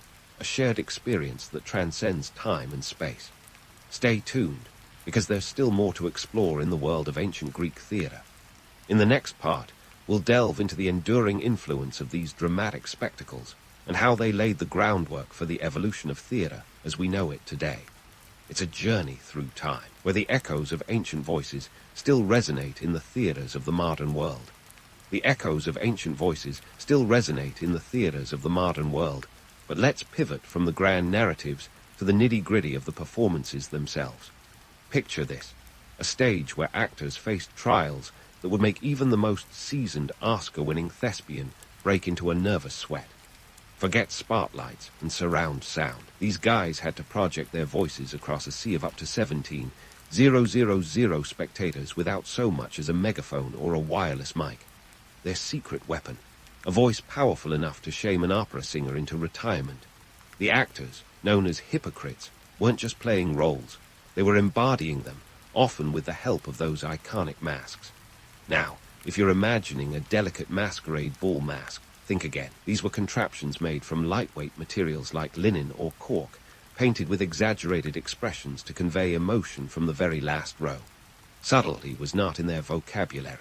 And given that all roles, whether guards, heroes, or damsels, were portrayed by men, these masks were crucial in bridging the gender gap on stage. Talk about a gender-bending performance. Now, let's address the elephant, or should I say olive, in the room: gender dynamics. In a society that often relegated women to the private sphere, theatre was a rare public space where their stories could be told, albeit through male voices and bodies. It was a paradox of sorts, men portraying women in narratives that often critiqued the very patriarchal structures they were a part of. Imagine a 5th century BCE version of Tootsie, but with more tragedy and fewer laughs. But don't let the masks fool you. They were both a blessing and a curse. While they allowed actors to switch roles with a flick of the wrist, they also limited facial expressions, meaning actors had to rely heavily on body language and vocal prowess to convey the nuances of their characters. And with all that emoting, it's no wonder their performances were the ancient equivalent of a full-body workout. Forget CrossFit. Try a day in the life of a Greek actor. As for the audience, they were anything but passive spectators, engaged with the drama unfolding before them with the kind of fervor you'd expect at a modern sports match. Booing, cheering, and yes, even throwing olives were all part of the deal. Imagine being pelted with olives because your rendition of Oedipus didn't quite hit the mark. Talk about adding insult to injury. But hey, at least it wasn't tomatoes. Yet, the audience's reactions were more than just visceral responses. They were a reflection of the democratic ethos of Athens. Theatre was a place where citizens could express approval or dissent, where public sentiment was laid bare for all to see. It was less about passive consumption and more about communal engagement, a form of participatory art that mirrored the political life of the city. So, when an actor received a standing ovation or a shower of olives, it was a barometer of public opinion, a snapshot of the collective mood. Now, let's not paint too rosy a picture. The social dynamics at play were as complex as the plot of a Sophoclean tragedy. While male citizens enjoyed the best seats in the house, women, slaves, and foreigners were often left to the margins, both physically and metaphorically. It was a microcosm of Athenian society, where the ideals of democracy and equality were often at odds with the realities of exclusion and hierarchy.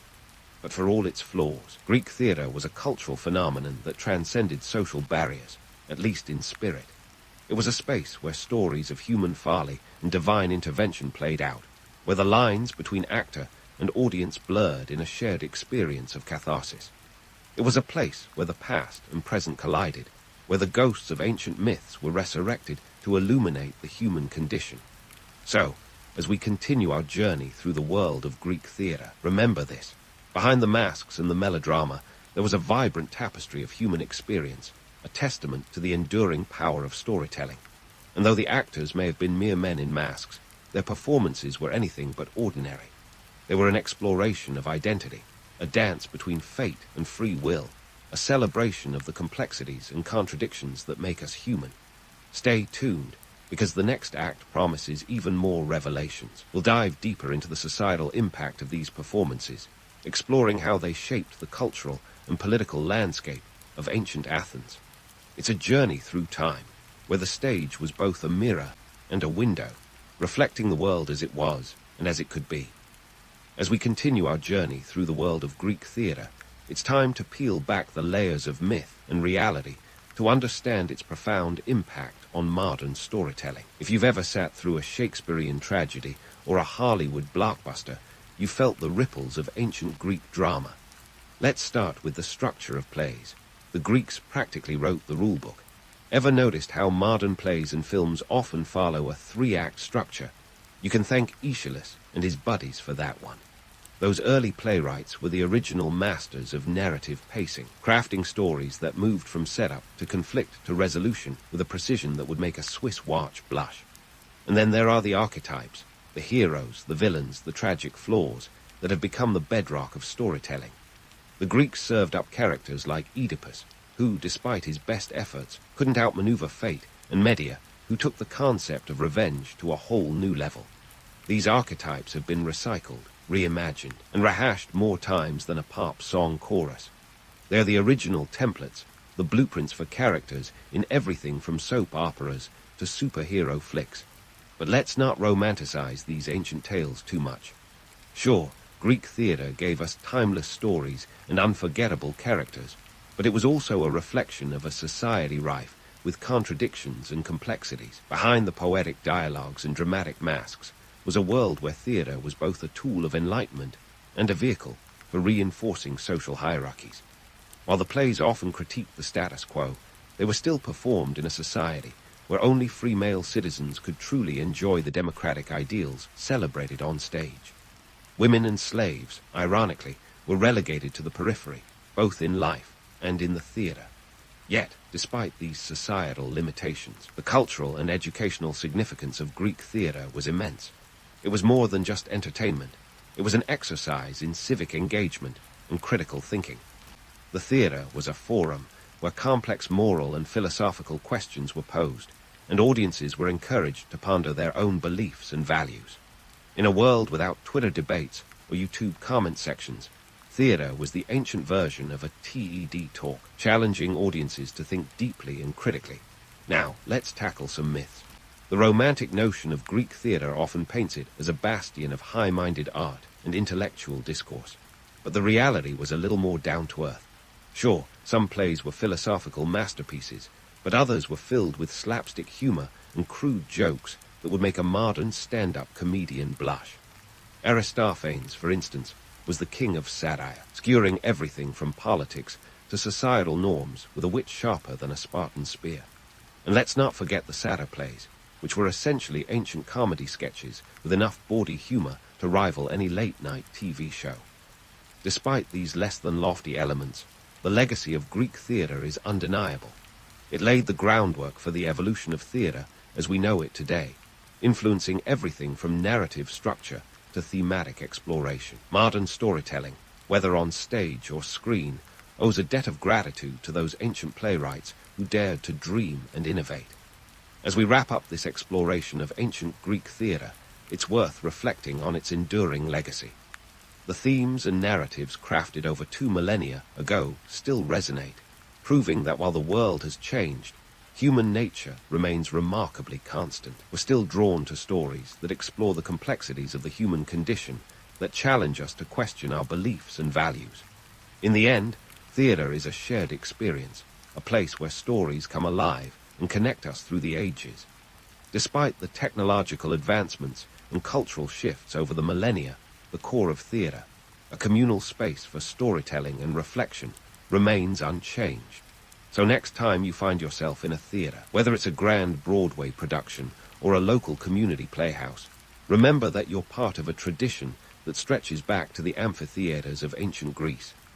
It's a testament to the enduring power of stories to transcend time, space, and cultural boundaries, reminding us of our shared humanity and the timeless nature of the tales we tell. If you ever thought medieval battles were romantic affairs of chivalry and gleaming armor, think again. The reality was more like an episode of Survivor crossed with a supply chain nightmare. Forget epic clashes. Medieval warfare was largely a logistical mess punctuated by bouts of brutal violence. Let's start with the money pit that was arming a knight. A full suit of armor could set you back the equivalent of a small fortune, say anywhere from £40 to £100 in medieval England, which in today's money translates to tens of thousands of dollars. That's right. Being a knight was more akin to owning a luxury car than picking up a sword from the local armorer. And that's just the armor. Add a horse, weapons, and the occasional squire, and you've got yourself an investment portfolio. Knights weren't just warriors. They were walking banks on horseback, and heaven help you if you needed a new set of chainmail after the last skirmish. Now, while the knights were busy being the medieval one-percenters, the average foot soldier was dealing with a reality far less glamorous. These guys didn't get the silver-plated treatment. Their daily bread consisted of, well, daily bread, stale, and probably accompanied by something vaguely resembling stew. Protein. Maybe, if you count the odd bit of pork fat, or a rare cheese treat on Sundays. Forget about a balanced diet. This was about surviving another day without collapsing from hunger or scurvy. Meat was a luxury, often reserved for battle days to give the soldiers that extra edge. Not that a hunk of pork can turn the tide of war, but it was the thought that counted. And speaking of war, let's talk about those battles. On average, armies were made up of a mix of knights, archers, and infantry. The numbers could range from a few thousand to tens of thousands if two major forces clashed. But getting these armies to the battlefield was like herding cats across a minefield. Roads were little more than dirt paths, and weather could turn them into mud pits. Marching an army 10 to 20 miles a day was the norm, and that's if everything went smoothly, which it rarely did. The notion of a grand army moving in perfect unison, pure fantasy. Realistically, you had a hodgepodge of soldiers, horses, and baggage trains stretching miles, like a medieval conga line minus the music and fun. Supply lines had to be established, and they were as fragile as a soap bubble. Disrupting these lines could cripple an army faster than a hail of arrows. That's logistics for you, a delicate dance on a knife's edge. As for the battles themselves, forget the clean duels depicted in movies. They were chaotic, bloody, and downright dirty. Weapons broke, knights got unhorsed, and once armor got dented, it was like being trapped in a metal can. The clash of swords wasn't a harmonious symphony. It was a cacophony of grunts, screams, and the occasional yell of someone losing a limb. Even after all that, a knight's armor wasn't a ticket to invulnerability. Arrows could find chinks, and blunt force trauma was a common retirement plan for many a knightly warrior. But what about the romantic notion of chivalry? Surely, there were codes of honor to follow. Well, yes and no. Chivalry was a nice idea, one that knights aspired to, but in the heat of battle, survival often trumped honor. Ransoming captives was a common practice, especially if the captive was a high-value target. It was more lucrative to keep a noble prisoner alive for ransom than to kill him. So much for the noble knight chopping off heads left and right. Money talked, even on the battlefield. In the grand scheme of things, medieval battles were less about gallant knights and more about who could outlast the others in a grueling test of endurance. This wasn't the stuff of fairy tales. It was a grim reality check. The next time you see a knight in shining armor, remember the dirt, the sweat, and the sheer logistical insanity that lay behind every polished helmet. The romantic image of medieval warfare is like the perfect Instagram shot, carefully curated and far removed from reality. And if you think that armor was the only thing getting dirty on the medieval battlefield, oh boy, do I have news for you. Forget the picturesque, rolling green fields portrayed in movies.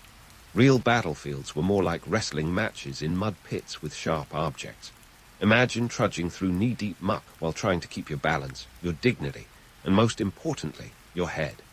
Rain could turn any field into a swamp, and knights in heavy armor. They were one slick patch away from doing a very undignified faceplint. Now, let's debunk the myth of the epic, chivalric duel. You know, the one where two knights lock eyes across the field and gallop towards each other in slow motion. That was the exception, not the rule. Most battles were a mix of brute force and strategic cunning. Rather than jousting like a medieval Tinder date, knights and soldiers were more likely to bash, stab, and trample each other in a chaotic melee. The battlefield was a cacophony of clashing steel, and the hollers of men who realized medieval warfare was less about glory and more about not getting trampled by your own horse. Speaking of which, let's talk terrain. Commanders weren't just picking random fields for battle like they were choosing picnic spots. Terrain could make or break an army. High ground, rivers, and forests were the medieval equivalent of cheat codes. Take the Battle of Agincourt in 1415, where Henry V's English forces, outnumbered and outgunned, took advantage of a narrow, muddy field to funnel French troops into a bottleneck. The result? English archers turned the battlefield into a pincushion, and the French knights, bogged down by mud, became easy pickings. Terrain was a silent ally, one that turned battles from a clash of arms to a strategic chess game played on a very dirty board. But of course, medieval warfare wasn't just about where you fought, but how. Forget about charging in head first with a reckless yell. Real commanders were as much about brain as brawn. They had to be part-time meteorologists, logistic managers, and psychologists all in one. Oh, you thought medieval generals were just beefy guys with swords. Think again. They were more like ancient strategists, carefully plotting troop movements. Formations were key. Take the Schiltron, a formation of spearmen perfected by the Scots. Picture a porcupine, but with spears instead of quills. It was a defensive powerhouse that could withstand cavalry charges, turning the tables on what was supposed to be an unstoppable force. And let's not forget about the importance of communication. In the din of battle, shouting orders was about as effective as whispering in a nightclub. Commanders relied on flags, drums, and horns to signal their troops. Each sound and color had a meaning, like a medieval semaphore system. But even then, miscommunication was rampant. Imagine trying to relay a strategic withdrawal while half your army decides it's lunchtime. Now, if you were hoping for a hero's charge into the fray, prepare to be disappointed. The reality was more about careful maneuvering. Commanders spent more time calculating risks than swinging swords. The goal was to outflank, outmaneuver, and outlast the enemy, not just charge in and hope for the best. At the Battle of Hastings in 1066, William the Conqueror used feigned retreats to lure the English into breaking formation before turning the tables with a counterattack. It wasn't about brute force. It was about trickery, cunning, and yes, a good dose of luck. Of course, even the best-laid plans could crumble. Surprise weather changes, unexpected reinforcements, or a cavalry charge gone wrong could turn a well-oiled strategy into chaos. But that was the nature of medieval warfare, a game of high stakes where even the mightiest knight could be undone by a slippery patch of mud. It was less about the glory of the charge and more about surviving the pandemonium that followed. So, the next time you picture a medieval battle, forget the chivalric romance. Picture a chaotic, muddy, and often bloody affair where survival was the primary victory. In the end, medieval warfare was less about the grandeur of Hollywood and more about the grit and grime of reality. As for those knights in shining armor, they were probably wishing for a good blacksmith and a heart bath by the end of it all. But if you think medieval warfare was just a test of physical endurance and tactical prowess, oh, you're in for a delightful surprise. Enter the realm of psychological warfare, where the mind games were as sharp as any sword. Medieval commanders knew that a well-placed rumor or a flash of colorful banners could turn the tide just as effectively as a cavalry charge. Imagine the battlefield, a cacophony of chaos and confusion. Amidst this, the sight of a fluttering banner could be like a lighthouse in a storm. Banners weren't just for decoration. They were the medieval equivalent of motivational posters, rallying the troops and signaling positions. A banner falling in battle could shatter morale faster than an arrow through the heart. In fact, the very presence of a banner could be enough to instill fear in the hearts of the enemy, making them believe reinforcements were just over the hill, even if the only thing there was a herd of very confused sheep. And then there was the music. Forget the sweet serenades of troubadours. We're talking war drums and trumpets. These instruments didn't just serve as mood music. They were tools of psychological warfare. The thunderous roll of drums could instill fear and awe, making an approaching army seem larger than life. And trumpets, they were the medieval PA system, blaring commands across the battlefield. It was like having a rock concert in the middle of a war zone, if the band was made up of warriors instead of guitarists. But the real psychological battle was fought with rumors. A well-placed whisper could spread like wildfire, sowing discord and confusion. Take the Battle of Hastings, for example. As the Normans clashed with the Anglo-Saxons, a rumor spread that William the Conqueror had been killed.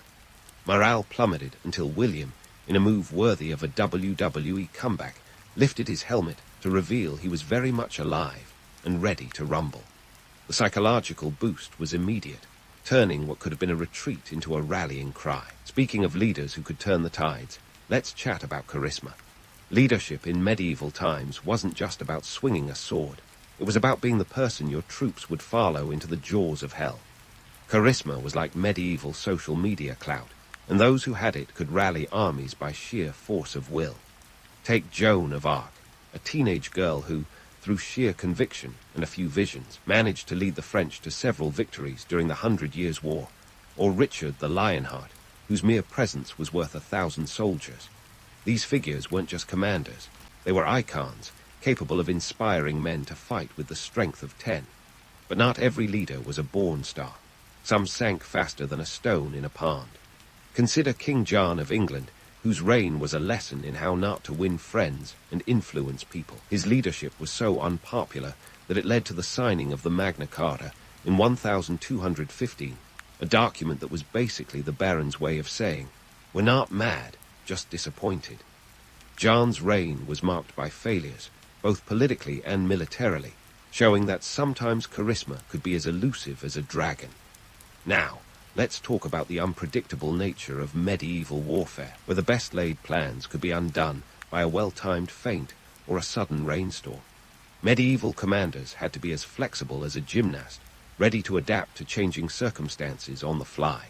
Take the Battle of Bannockburn in 1314, where Robert the Bruce's army, outnumbered by the English, used a series of strategic feints and the terrain to their advantage. The result? A stunning victory that ensured Scottish independence for years to come. But even the most cunning strategies could be undone by the unpredictable. Weather was a fickle ally, and a sudden downpour could turn a battlefield into a quagmire.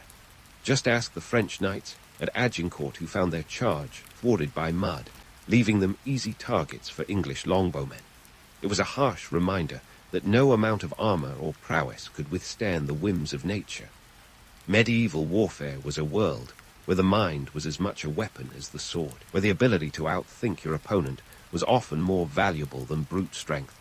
It was a dance of strategy, psychology, and sheer human will, played out on muddy fields and under stormy skies.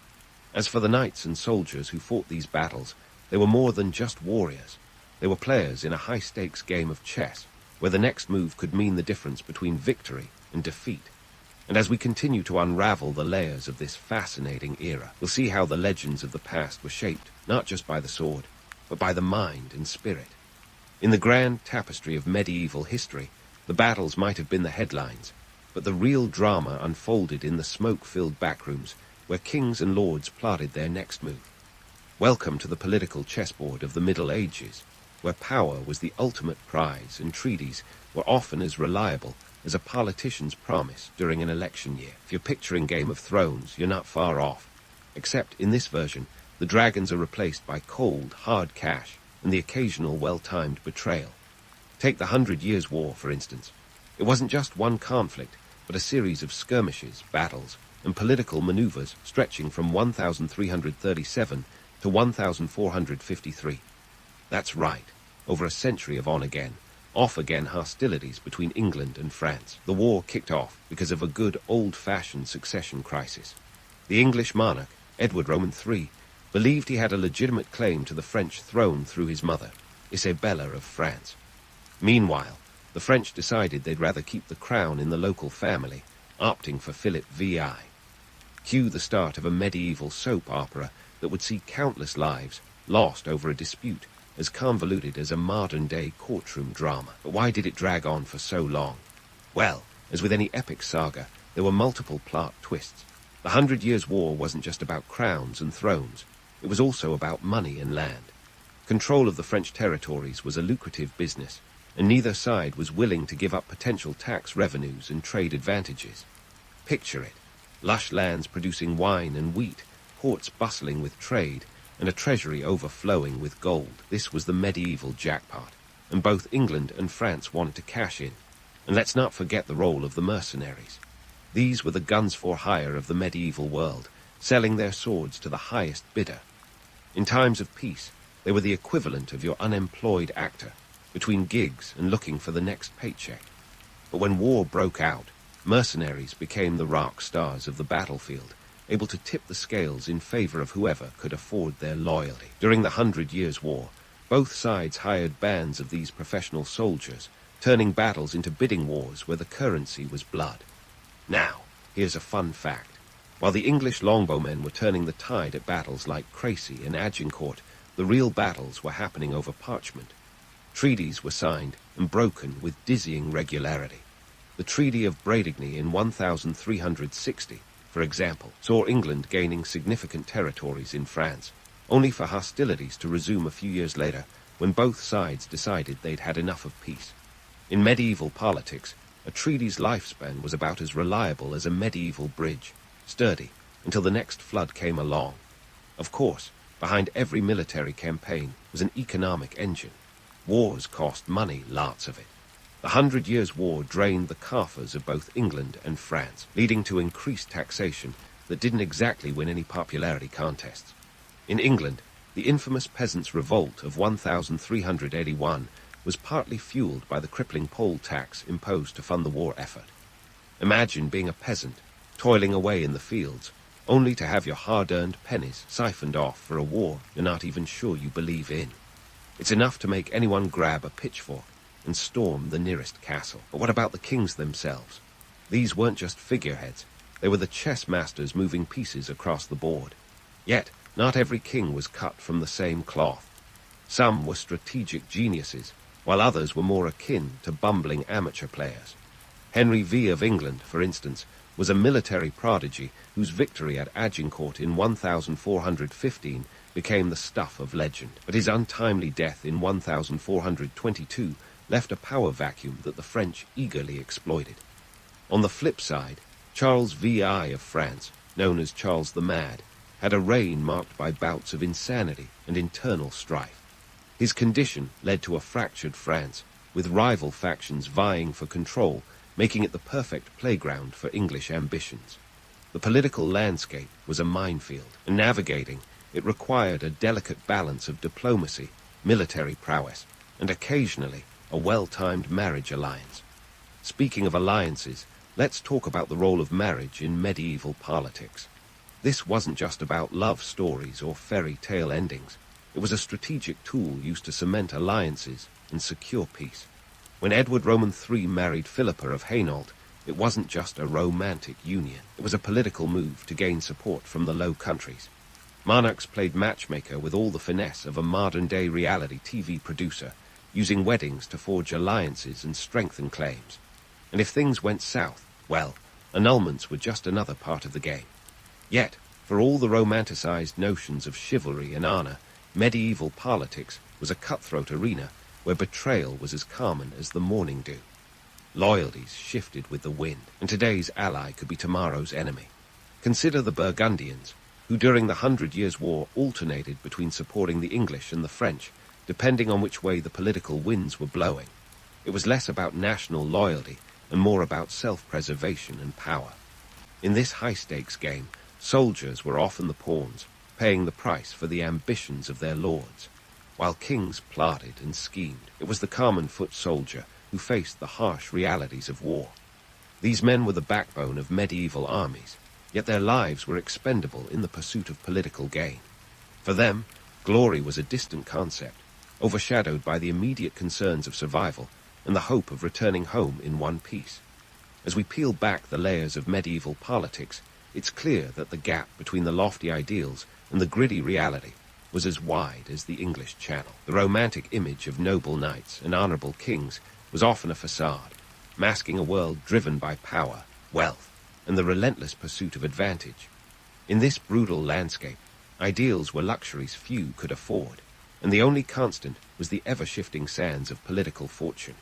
So, as we continue to explore the fascinating world of medieval warfare, remember that the real battles were often fought not with swords and shields, but with words and wits. Behind every clash of arms was a web of intrigue, where the stakes were as high as the ambitions of those who dared to play the game. And while the soldiers might have borne the brunt of the fighting, it was the kings and lords who orchestrated the symphony of war, conducting their deadly dance with an eye always on the prize. Post-battle reality. A grim spectacle that's as far from the romanticized aftermath of victory celebrations as a medieval banquet is from a Michelin-starred meal.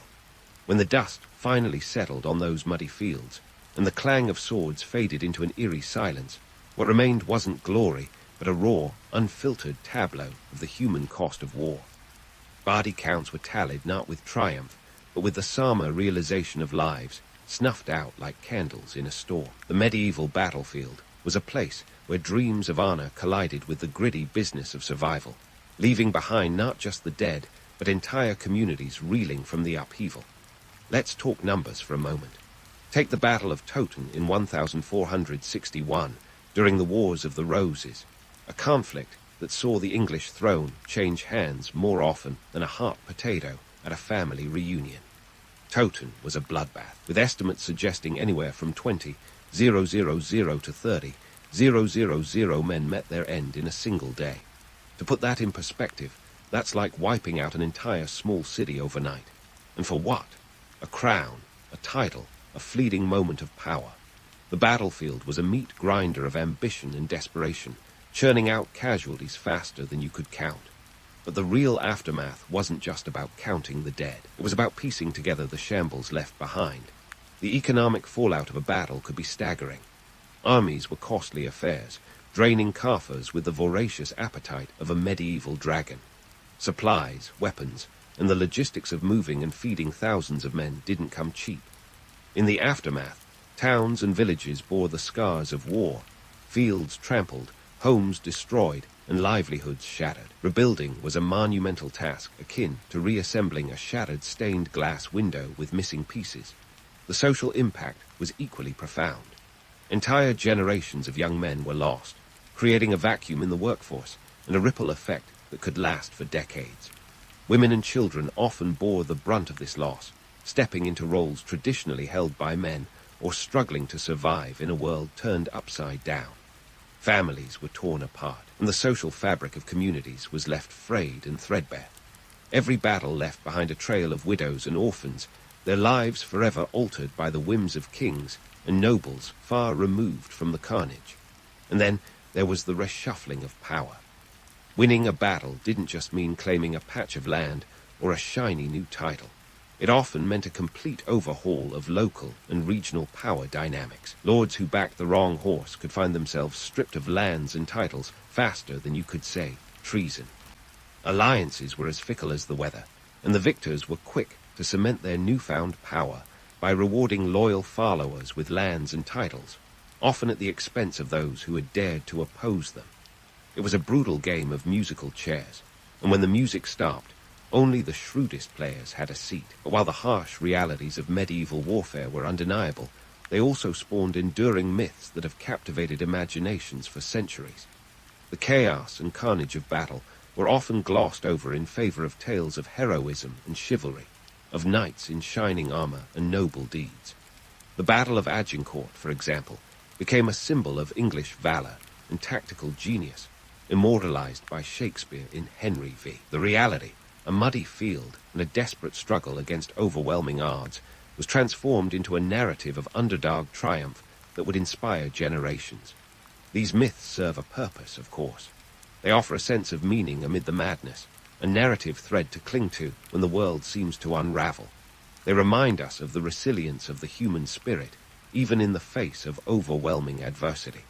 But it's important to remember that these stories are just that, stories. They're polished and edited, omitting the blood and grime, the fear and the futility that were as much a part of medieval warfare as the shining armor and gallant deeds.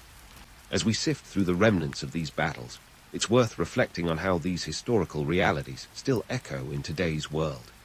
The economic and social impacts of war, the reshuffling of power, and the creation of enduring myths are not relics of the past, but ongoing stories. The world has changed in countless ways, but the underlying human impulses, ambition, survival, power, remain as potent as ever. So the next time you hear tales of knights and battles, remember that behind the legend lies a stark reality. It's a reminder that history is not just the story of kings and conquests, but of the countless unnamed individuals who lived, struggled, and adapted in the wake of those events.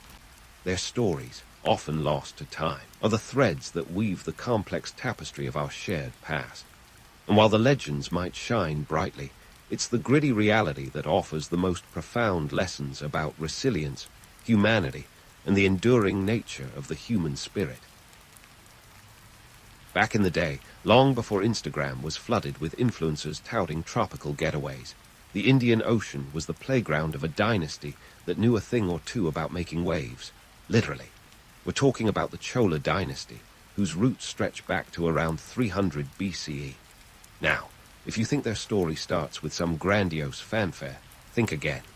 The early Cholas were more underdogs than overlords, scratching their way into the annals of history from a scrappy beginning in the fertile lands along the banks of the Kovri River. The Cholas were initially just one of many small kingdoms dotting the landscape of southern India, and life was less about grand palaces and more about practical concerns like crop yields and cattle counts.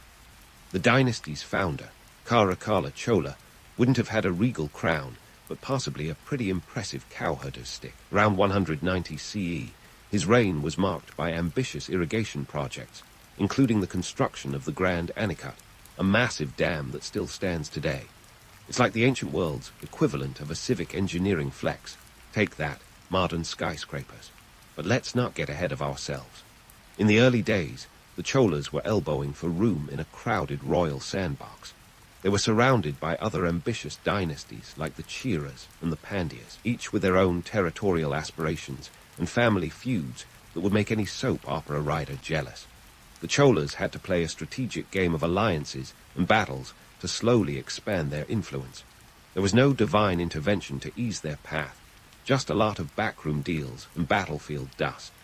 Speaking of divine intervention, let's address some of the more mythical narratives that have been spun over the centuries. The Cholas, like any good rulers, loved a little divine PR. They claimed descent from the solar dynasty. Yes, the sun itself. This celestial connection might sound grand, but in reality, it was more about legitimizing power and rallying the troops than any actual sunbathing privileges. The real work involved governing a fractious population, dealing with the practicalities of taxation, and making sure the neighbors didn't torch your fields. Moving through the centuries, Cholas gradually established themselves as a regional power by the turn of the first millennium. By 850 C, the dynasty was no longer just a local player. They were ready for a bigger stage. Under the ambitious rule of Vijayalaya Chola, the dynasty began its ascent, capturing the heart of Tamil political power by seizing the Tanjore region. This wasn't just a game of chess. It was a masterclass in geopolitical strategy. Vijayalaya wasn't just a king. He was part diplomat, part warrior, and part cultural patron. His ability to unite fragmented territories under the Chola banner set the stage for what would become one of the most powerful empires in Indian history. It was a time when ruling meant more than just sitting pretty on a throne. The Cholas had to ensure that their economy was as strong as their military. Agriculture was the backbone of their wealth, with the lush Tamil Nadu landscape providing bountiful harvests of rice and spices. It's safe to say that their granaries were bursting and their markets buzzing, setting them up for the trade ventures that would later define their naval prowess. Now, let's not forget the human element. Behind every strategic maneuver and economic policy were people, both commoners and the elite, whose daily lives were intricately tied to the success of the dynasty. For the average Chola citizen, life revolved around the village, where they worshipped gods, tilled fields, and occasionally took up arms when their king called. It wasn't just about the power of the throne, but the pulse of the land that sustained it. As we draw this part of the story to a close, remember that the Cholas' rise was no overnight sensation. It was a slow, steady climb up the ladder of power, marked by savvy leadership and strategic alliances. They didn't just rely on grand myths or celestial claims. They built an empire with grit, determination, and a keen understanding of their world. Stay tuned, because the Cholas are just getting started. Next, we'll dive into how they took their newfound regional power and turned it into a maritime empire that ruled the waves. Spoiler alert, it involves ships, spices, and a lot of ocean spray. And so, the Cholas set their sights on the horizon, ready for a maritime makeover that would make any modern navy feel like a fleet of rubber duckies. Enter Rajaraja Chola I, circa 985 CE, a ruler who wasn't content with just a crown. He wanted a compass and a whole lot of ocean beneath his feet. Raja wasn't just your average king with a penchant for land grabs. He was a visionary who saw the potential of the waves. While other kings were busy sharpening swords, Raja was busy sharpening his maritime strategies. Let's get this straight. Raja Chola I wasn't the kind of ruler who let grass grow under his feet. No, he was more of a let's build ships and rule the seas kind of guy. Under his reign, the Chola navy didn't just grow. It exploded onto the Indian Ocean, seen like a rock band on their first world tour. Forget Viking longboats slicing through the North Sea. The Cholas had ships that were the stuff of legend. Massive teakwood vessels, sometimes over 60 meters long, sturdy enough to withstand the temperamental Indian Ocean currents. These weren't just floating fortresses. They were mobile symbols of Chola power. Now, let's talk economics because, as any historian worth their salt will tell you, empires don't float on dreams alone. They need hard cash. Raja's naval expansion wasn't just for show. It was a calculated move to tap into the lucrative trade routes that crisscrossed the Indian Ocean. We're talking about the ancient equivalent of the Silk Road, but wetter and with more fish. Spices, silk, cotton, and exotic goods were the currency of the day, and the Chola navy was the toll booth. Raja understood that control of the seas meant control of wealth, and he wielded this knowledge like a weapon. Building a fleet of this magnitude wasn't cheap, and Raja wasn't about to skimp on quality. Shipbuilding was a cornerstone of the Chola economy, employing thousands and pumping resources into the local economy like a well-oiled machine. The shipyards, located in coastal towns like Parthenon, were the beating heart of this enterprise. The costs were immense, with a single ship potentially costing the equivalent of a small fortune, but the returns, oh, they were worth every copper coin. By securing maritime supremacy, the Cholas ensured a steady flow of revenue that would fuel their empire for generations. But let's not gloss over the nitty-gritty of naval warfare. This wasn't a gentleman's game of chess on water. It was brutal, bloody, and downright dangerous. The Chola navy didn't just patrol the seas, it dominated them, often engaging in fierce battles to protect their interests. The Bay of Bengal wasn't just a body of water. It was a battlefield where the Cholas clashed with rival kingdoms and pirate fleets. Imagine the chaos, ships colliding, arrows flying, and the cacophony of battle cries echoing across the waves. It wasn't all glamour and glory. It was a deadly game of strategy and survival. Speaking of survival, Raja's legacy wasn't just built on battles and boats. He was a ruler who understood the art of governance, implementing a centralized administrative system that streamlined tax collection and reinforced his authority. His reign saw the construction of monumental temples, like the Brihadiswarar Temple, a UNESCO World Heritage Site today. This wasn't just a spiritual center. It was a testament to Chola engineering and architectural prowess, a stone behemoth that seemed to defy gravity, much like Raja's naval ambitions defied the limits of his predecessors. Raja's reign marked a turning point for the Cholas, transitioning from a regional power to a maritime empire with influence stretching as far as Southeast Asia. This wasn't just about expanding borders. It was about expanding horizons. The Cholas established trade links with the Srivijaya Empire in present-day Indonesia and even sent diplomatic missions to China. The Indian Ocean was their playground, and they played to win, forging alliances and securing trade routes that would bolster their economy and prestige. Yet, let's not romanticize this era without acknowledging the harsh realities. The Cholas, like any empire, were built on the backs of countless laborers and soldiers whose lives were often sacrificed for the greater glory of the dynasty. The grandeur of the Chola navy came at a human cost, with lives lost at sea and families left behind. It's easy to get swept up in the romance of history, but it's crucial to remember that beneath the waves of Chola success lay the untold stories of those who toiled and fought to make it possible. As we prepare to set sail into the next chapter of Chola history, remember that Raja Chola I was more than just a king with a crown. He was a ruler with a vision. He transformed the Chola dynasty into a maritime powerhouse, charting a course that would leave an indelible mark on the Indian Ocean world.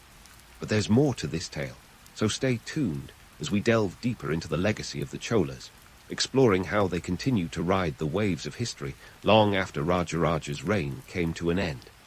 With Rajaraja Chola, as maritime empire setting the stage, let's dive into how his successors cranked up the Chola charm offensive, or not. The Indian Ocean wasn't just a blue highway for trade. It was a strategic chessboard, and the Cholas were playing 3D chess.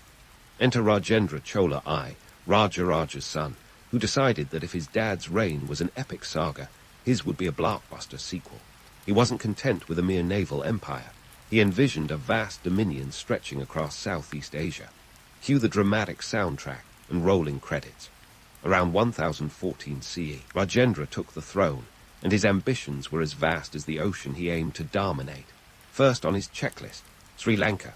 The island wasn't just a neighbor, it was a geopolitical gem, rich in resources and trade potential. Rajendra's approach wasn't a gentle, let's be friends handshake. No, it was more of a, hello, we're here to conquer sort of introduction. In 1017 C, the Chola navy launched a full-scale invasion, capturing the Sinhalese capital, Anuradhapura. The campaign wasn't just a military endeavor, it was an economic coup, seizing control of Sri Lanka's lucrative pearl fisheries and trade routes. Talk about a hostile takeover with benefits. But Rajendra didn't stop there. His gaze turned towards the Malay Peninsula, a vibrant region dotted with bustling ports and thriving trade networks. The Cholas' interactions with the Srivijaya Empire, reigning over parts of Indonesia and the Malay Peninsula, were a mix of diplomacy and domination. In 1025 C, Rajendra launched a remarkable naval expedition, effectively a floating blitzkrieg, against Srivijaya. The Chola fleet sailed over 3,000 kilometers, showcasing not just military might, but logistical genius. This wasn't just about expanding territory. It was about controlling the spice routes and trade goods that made empires rich and rulers richer. The campaign was a financial windfall, securing not just immediate loot, but long-term economic leverage.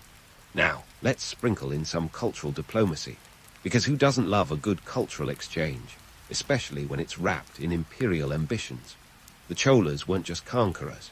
They were cultural ambassadors, spreading Tamil art, architecture, and religion across Southeast Asia. Temples sprang up, Tamil script found its way into local languages, and Hinduism spread like a well-orchestrated marketing campaign. The Cholas didn't merely impose their culture, they blended it, creating a rich tapestry of shared traditions and beliefs that resonated across the region.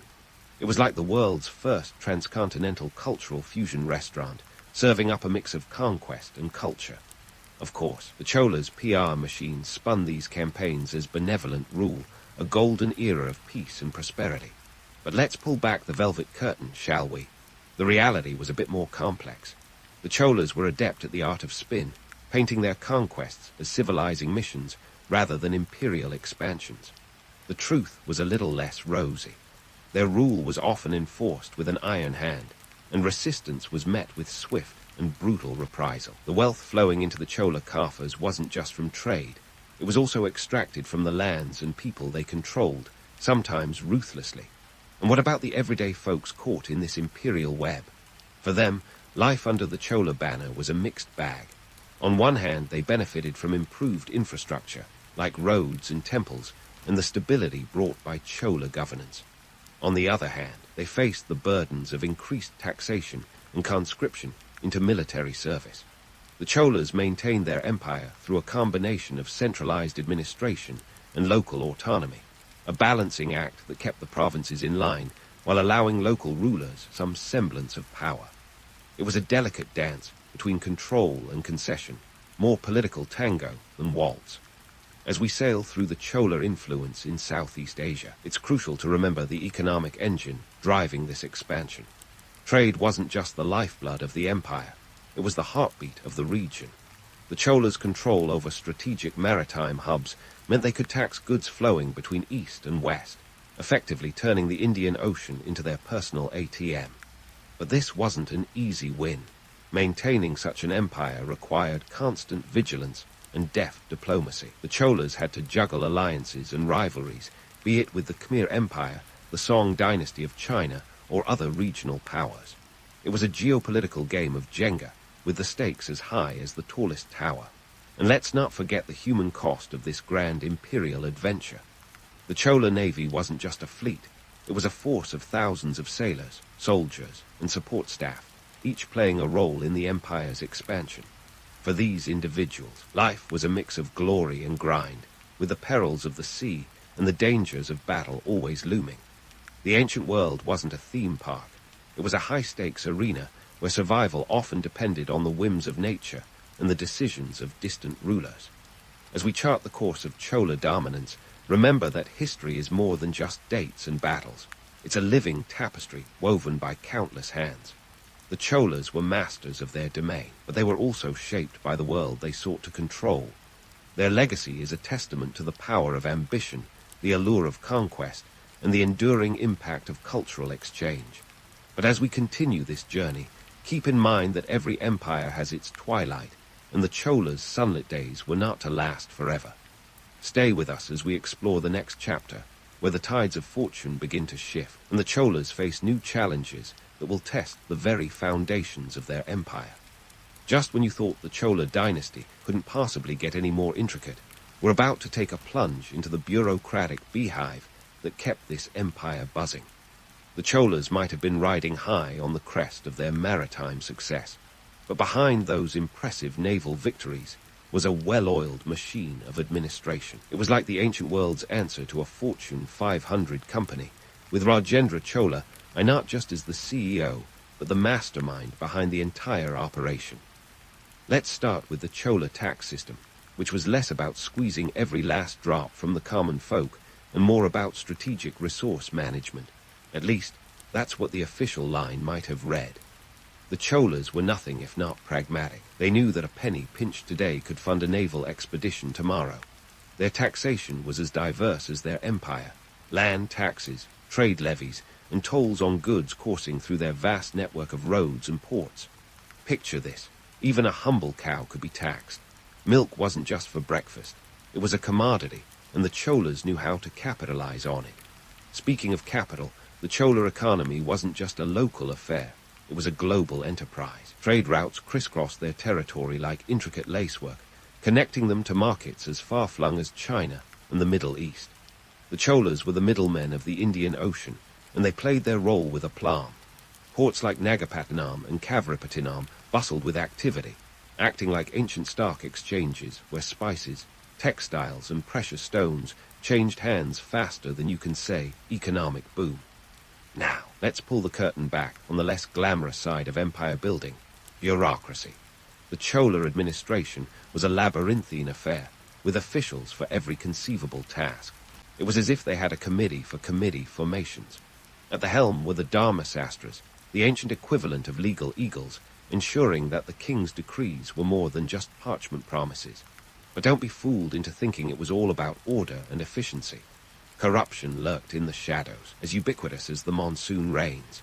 If you ever wondered why bureaucrats get a bad rap, look no further. And what about the so-called golden age of the Cholas? Was it really a time of universal prosperity, or just a gilded narrative spun by the elite? For the upper echelons, those well-heeled nobles and merchants, it was undoubtedly a time of opulence. They lived in sprawling mansions, their walls adorned with intricate carvings, and their floors covered in imported silks. But for the average villager, life was a bit more, shall we say, rustic. Sure, they benefited from improved infrastructure and trade, but they also bore the brunt of taxes and labor demands. The Golden Age, it turns out, might have been more of a golden hue for some. And let's not forget the temples. Oh, the temples. The Cholas didn't just build places of worship. They constructed architectural marvels that defied gravity and time. Brihadiswara Temple in Thanjavur is the crown jewel, a towering testament to Chola engineering prowess. Built in the early 11th century, it stands as an UNESCO World Heritage Site today, its grandeur undiminished by the centuries. But these weren't just spiritual centers. They were economic engines, drawing pilgrims and traders alike. Temples were the ancient world's version of a multi-purpose stadium. Religion, commerce, and community all under one roof. Yet, behind the grandeur of these stone giants lay the toil of countless artisans and laborers.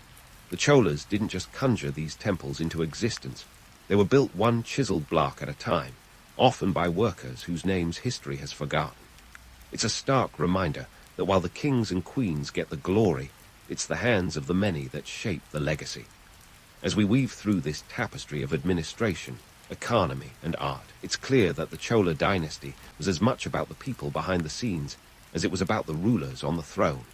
They were an empire of contradictions, magnificent yet flawed, progressive yet rooted in tradition. And as we prepare to delve further into their story, remember that every empire is a mosaic of stories, each tile a testament to the ambitions, struggles, and dreams of those who lived within its borders. Stay tuned as we uncover more layers of the Chola saga, where the tides of history continue to shape their enduring legacy. As the sun began to set on the Chola dynasty's golden age, the empire found itself grappling with the very forces it had once harnessed to rise to power. You see, even the mightiest dynasty must eventually face the harsh inevitability of decline, and for the Cholas, the 13th century was that moment. Let's dive into the stormy seas of internal strife and external pressures that slowly eroded what was once a maritime empire par excellence. First up, internal strife. The Chola court became a hotbed of intrigue, with power struggles that could rival any modern political drama. After all, when you've got a throne as shiny as the Cholas, everybody wants a seat. Successive rulers were often more concerned with palace politics than with the empire's expansive needs. Infighting among royal family members and powerful nobility chipped away at central authority like a termite gnawing on a grand wooden door. Not to mention, the administrative system, which had once been the envy of other kingdoms, was starting to show cracks. Corruption and inefficiency crept in like unwelcome guests at a dinner party, and they weren't about to leave just because someone asked nicely. While the Cholas were busy with their own internal soap opera, external pressures were gathering like storm clouds on the horizon. The rise of the Hoysala and Pandya kingdoms, both of which were more than eager to carve up Chola territory like a Thanksgiving turkey, posed a direct threat. The Cholas found themselves sandwiched between these emerging powers, and let's be honest, nobody likes being caught in a historical pincer move. By 1279, the last Chola king, Rajendra Chola Roman III, found himself stripped of his lands, and the dynasty's power was effectively extinguished. It was a classic case of being outmaneuvered by neighbors who had caught up in the grand Game of Thrones. Economically, the once bustling trade routes that had filled Chola coffers were becoming less reliable as new maritime powers rose and old alliances frayed. The legendary Chola navy, once a floating fortress of teak and muscle, found itself outclassed by rivals who had learned a trick or two from the old masters. The tides of trade shifted, and with them, so did the fortunes of the Chola dynasty. The economic engine that had powered their empire began to sputter, leaving the Cholas with fewer resources to maintain their vast dominion. But wait, before you start playing a funeral dirge for the Cholas, let's talk legacy. Because like any great empire, the Cholas left a mark on history that time has not erased. Their administrative innovations were groundbreaking, establishing a model of governance that influenced the region long after their decline. The system of local self-government, with village councils known as sabars, was remarkably progressive and has been cited as a precursor to democratic governance in the region. The Cholas knew that a little autonomy went a long way in keeping the peace, and this system of decentralized administration was an enduring gift to future generations. Culturally, the Cholas were nothing short of titans. Their contributions to art and architecture are monumental, literally. The temples they built weren't just stone edifices. They were cosmic diagrams, each a microcosm of the universe as they understood it. The Tamil literature of the Chola period flourished, with works like the Kamba Ramayanam and the Periya Puranam becoming cornerstones of Tamil culture. The Chola period was a cultural renaissance, a flowering of art and literature that resonated far beyond the borders of their empire. So here we are, at the end of our journey through the rise and fall of the Chola dynasty. The question that lingers is whether it was all worth it. Was the grand vision of maritime dominance, the relentless pursuit of territorial expansion, and the construction of monumental temples worth the cost? The answer, as always, is a mixed bag. For the Chola elite, who basked in the glory of conquest and the riches of trade, it was undoubtedly a golden age.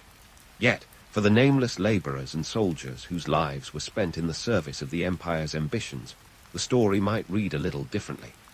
In the end, the Chola dynasty reminds us that history is a tapestry woven with threads of triumph and tragedy. Their legacy is a testament to human ambition and creativity, but also a cautionary tale of the pitfalls of power and the impermanence of empires. As we bid farewell to the Cholas, let's remember that history is never just about the past. It's a mirror reflecting the ever-relevant truths about human nature and the societies we build. And as we tuck this tale away into the annals of history, take a moment to appreciate the complexities and contradictions that make the story of the Cholas not just a narrative of rise and fall, but a timeless saga of human endeavor. So, what do you get when you cross a guard king with a desire to run the world's oldest startup? You get a young Egyptian prince, knee-deep in scrolls, trying to balance the divine right of kings with the practical concerns of running a civilization. Around 3000 BCE, in the land of pyramids and papyrus, little royal proteges were being groomed not just to wear a fancy crown, but also to wield power like a pro. Because, ruling an empire wasn't exactly a side gig. Let's dive into the ancient halls of Egyptian education, where young heirs weren't just dreaming of future power. They were learning to read it, literally. The core of their syllabus, hieroglyphs. These were the emoji of the ancient world. But instead of sending a quick LOL to your mate, you were more likely deciphering the latest crop yield or a divine decree. And if you think today's school textbooks are bad, try memorizing symbols that look like they were designed by a committee of cats on a sugar high. Now, young pharaohs in training weren't just scribbling away in dusty chambers. They were also absorbing what might be considered the ancient world's TED talks on divine mandates.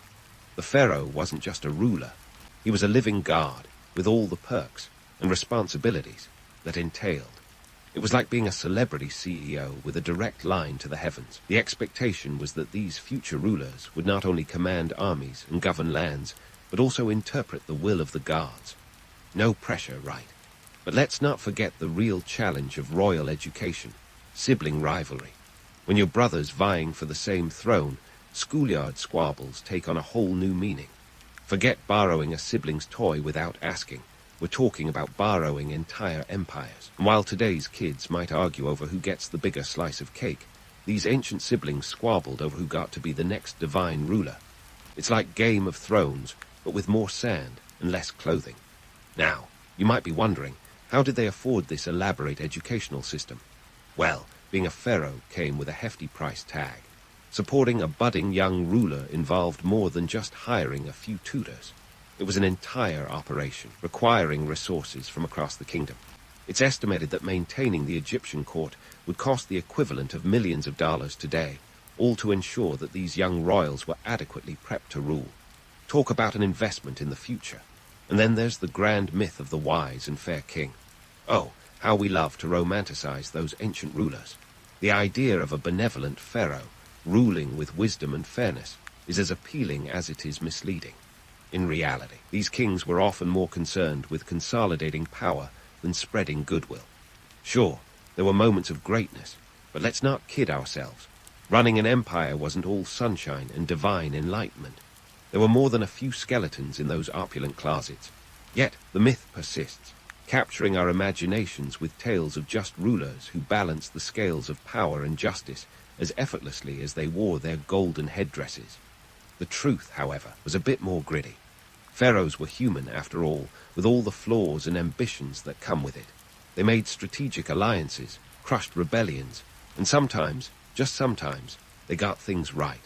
So next time you hear about the legendary wisdom of an ancient king, remember the hours those young royals spent scratching away at their scrolls, the weight of the crown pressing down long before it ever touched their brows. Because in the end, becoming a ruler in ancient Egypt was as much about learning to survive the political chess game as it was about interpreting the will of the gods. And that, my friends, is a lesson worth remembering. While Egyptian princes were busy interpreting divine texts and dodging sibling scheming, their Greek counterparts were finding themselves knee-deep in a different kind of intellectual battlefield. Welcome to ancient Greece, where future kings were more likely to be caught in a heated debate about the nature of justice than practicing their swordplay, unless, of course, they were Spartans. but we'll get to that. In Athens, the cradle of democracy and toga malfunctions, young aristocrats were bred to be thinkers first, warriors second. Their education was a heady mix of rhetoric, philosophy, and the occasional wrestling match. Picture this: a classroom where Socrates might drop by to grill you on your existential beliefs, all while you're trying to prevent your toga from making an unplanned descent. The Athenian education system wasn't just about creating well-rounded citizens. It was about grooming statesmen who could argue their way out of, or into, trouble. But let's pause for a moment. Why all the emphasis on debate and rhetoric? Well, in a city-state where public speaking could literally sway the direction of the polis, being a silver-tongued orator was as valuable as owning land. In fact, the ability to persuade was a currency of its own. And if you think today's political debates are a spectacle, imagine a world where the stakes involve the fate of entire city-states. Talk about pressure. Now, before we get too caught up in the romantic image of toga-clad philosophers, let's bust a few myths. First, not everyone in Athens was lounging around philosophizing. Only the elite had the luxury of such an education, paid for by the profits of trade, and yes, the labor of slaves. Economics played a huge role in who got to sit in on those philosophical debates. You had to have the drachmas to afford a teacher like Plato, who, by the way, wasn't exactly offering a scholarship program. And while Athenian boys were busy mastering the art of persuasion, down in Sparta, they were taking a more hands-on approach to education, literally. The infamous agoge was less about tickling the intellect and more about toughening up the body. Young Spartans were trained to be warriors from the age of 7, honing skills that would make any modern-day boot camp look like a yoga retreat. The emphasis was on discipline, endurance, and loyalty to the state. If you survived the agoge, you were more than ready to defend Sparta's honor, or at least survive dinner with the in-laws. The contrast between Athenian and Spartan education wasn't just a matter of preference. It was a reflection of their societal values and economic realities. Athens, with its bustling trade and democratic ideals, needed thinkers and orators. Sparta, on the other hand, thrived on its military prowess and the subjugation of its neighbors. Maintaining a standing army required resources. The Spartan economy was heavily reliant on the labor of the Helots, a subjugated population that outnumbered their Spartan masters by a terrifying ratio. And while we often romanticize the idea of the noble Spartan warrior, let's not forget the harsh reality. Maintaining such a society was a brutal, costly affair. The divergence in educational paths also had economic implications. Athens invested in intellectual pursuits, creating a legacy of art, philosophy, and science that still influences us today. Spartan society, with its focus on military strength, left a legacy of discipline and strategy, but at a steep cost. The economy of Athens, buoyed by trade and culture, could support a more diverse educational system. In contrast, Sparta's rigid social structure and constant state of military readiness demanded a focus on martial education. So, next time you hear about the glory of ancient Greece, remember the economic and social forces shaping those young minds. In Athens, education was a ticket to influence and power, provided you had the wealth to afford it. In Sparta, education was a rite of passage into a life of service to the state. Both systems had their merits and their myths, and both left an indelible mark on history. As for those toga malfunctions, well, let's just say that even the great philosophers had their off days. As we leave behind the toga-clad philosophers and the spear-wielding Spartans, we step into the bustling streets of ancient Rome, a place where the future emperors were less concerned with perfecting their toga drape and more focused on mastering the fine art of political maneuvering. Ah yes, Rome, the eternal city where young Caesars were molded not just through the rigors of rhetoric and politics, but through a curriculum that included a healthy dose of backstabbing and betrayal. Because why focus solely on public speaking when your classmate might be plotting your untimely demise? In the world of Roman education, the stakes were high, and so were the tuition fees. Wealthy families shelled out what would be the equivalent of modern-day fortunes to ensure their heirs were tutored by the best in the business. We're talking about tutors like Marcus Fabius Quintilianus, an orator whose lessons could set a family back more than a new chariot. The price of becoming a well-educated Roman was steep, but so were the political dividends. After all, One well-delivered speech could secure an alliance or start a war. But let's not get too carried away with the glamorous image of the Roman noble reclining on a dais, sipping wine while quoting Cicero. The reality was a bit more cutthroat. Those classroom alliances, they were less about swapping lunch items and more about securing future political backing. Young Romans were expected to network like their future or their neck depended on it, and often it did. Imagine high school, but instead of prom queens and jocks, the social hierarchy was made up of future senators and generals, each with their own agenda. And speaking of agendas, let's talk about the myth of the noble Roman patrician. We love to romanticize the image of the stoic Roman, standing firm with virtue and gravitas. But if you dig a little deeper, you'll find that these paragons of virtue were often more interested in power plays than public service. Sure, there were a few Cincinnatus types who genuinely put the state above themselves, but for every Cincinnatus, there were a dozen Sullas, using every lesson in rhetoric and philosophy to justify their next political purge. The educational journey of a young Roman noble was absurdly complex, bordering on the ridiculous. Lessons in rhetoric were interspersed with teachings on law, philosophy, and military strategy. The goal was to create a well-rounded statesman, but the reality was more of a pressure cooker of ambition and expectation. And let's not forget the grand myth of Roman discipline, which often glossed over the historical truth that many young nobles were more concerned with carousing than conquering. It wasn't all Latin declensions and Stoic philosophy. There were plenty of toga parties gone wrong. Now, you might be wondering how the Romans justified the lavish expense of such an education. It wasn't just about the glory of Rome or the weight of tradition. It was an investment in power. The Roman Empire was an expansive machine, and its elite were expected to keep the gears running smoothly. Educating young nobles was akin to planting seeds for future conquests, ensuring that when they grew up, they could govern provinces, lead legions, and of course, collect taxes. Lots of taxes. The Roman economy was fueled by conquest and tribute, and a well-educated noble was a key cog in that imperial machinery. The economic context of Roman education was as much about maintaining power as it was about acquiring it. The wealth to afford such an education came from the spoils of war, the labor of slaves, and the tribute of conquered territories. Rome's vast empire was built on the backs of those who served the elite, creating a society where the few benefited from the toil of the many. And while we may admire the architectural marvels of Rome or the philosophical insights of its greatest thinkers, it's worth remembering the stark economic realities that underpinned these achievements. So next time you hear about the noble Roman patricians, think twice before you buy into the romanticized version. These were people who played the political game with ruthless efficiency, using their education as a weapon more than a tool. Their legacy is a testament to the power of rhetoric and strategy, but it's also a reminder of the darker side of ambition.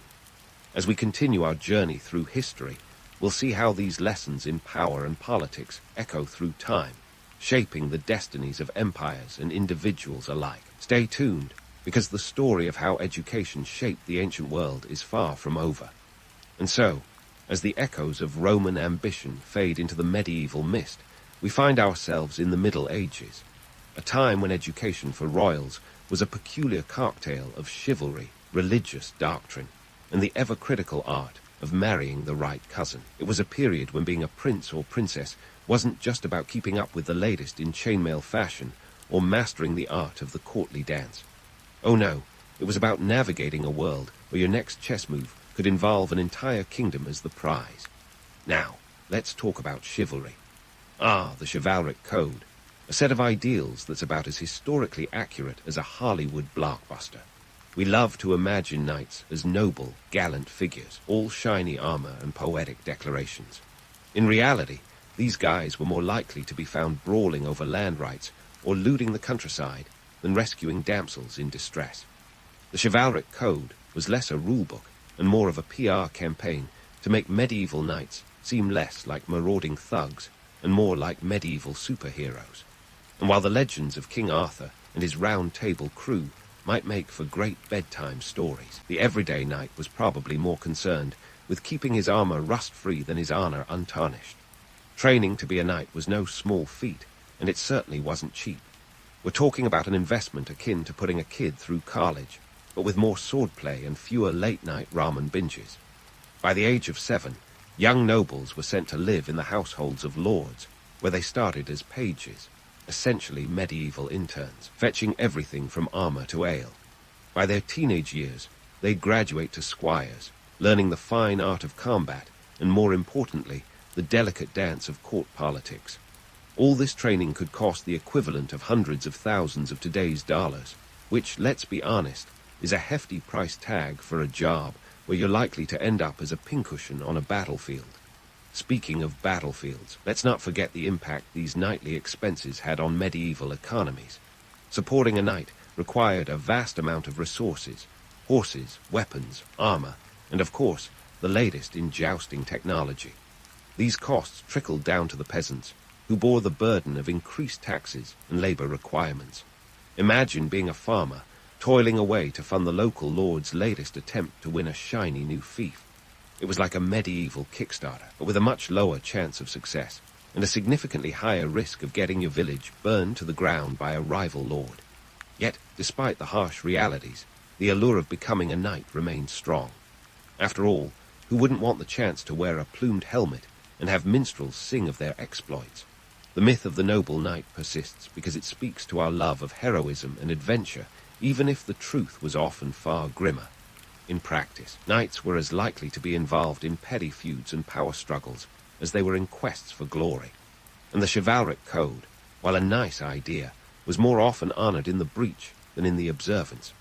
But let's shift gears for a moment and talk about the other major pillar of medieval royal education: the church.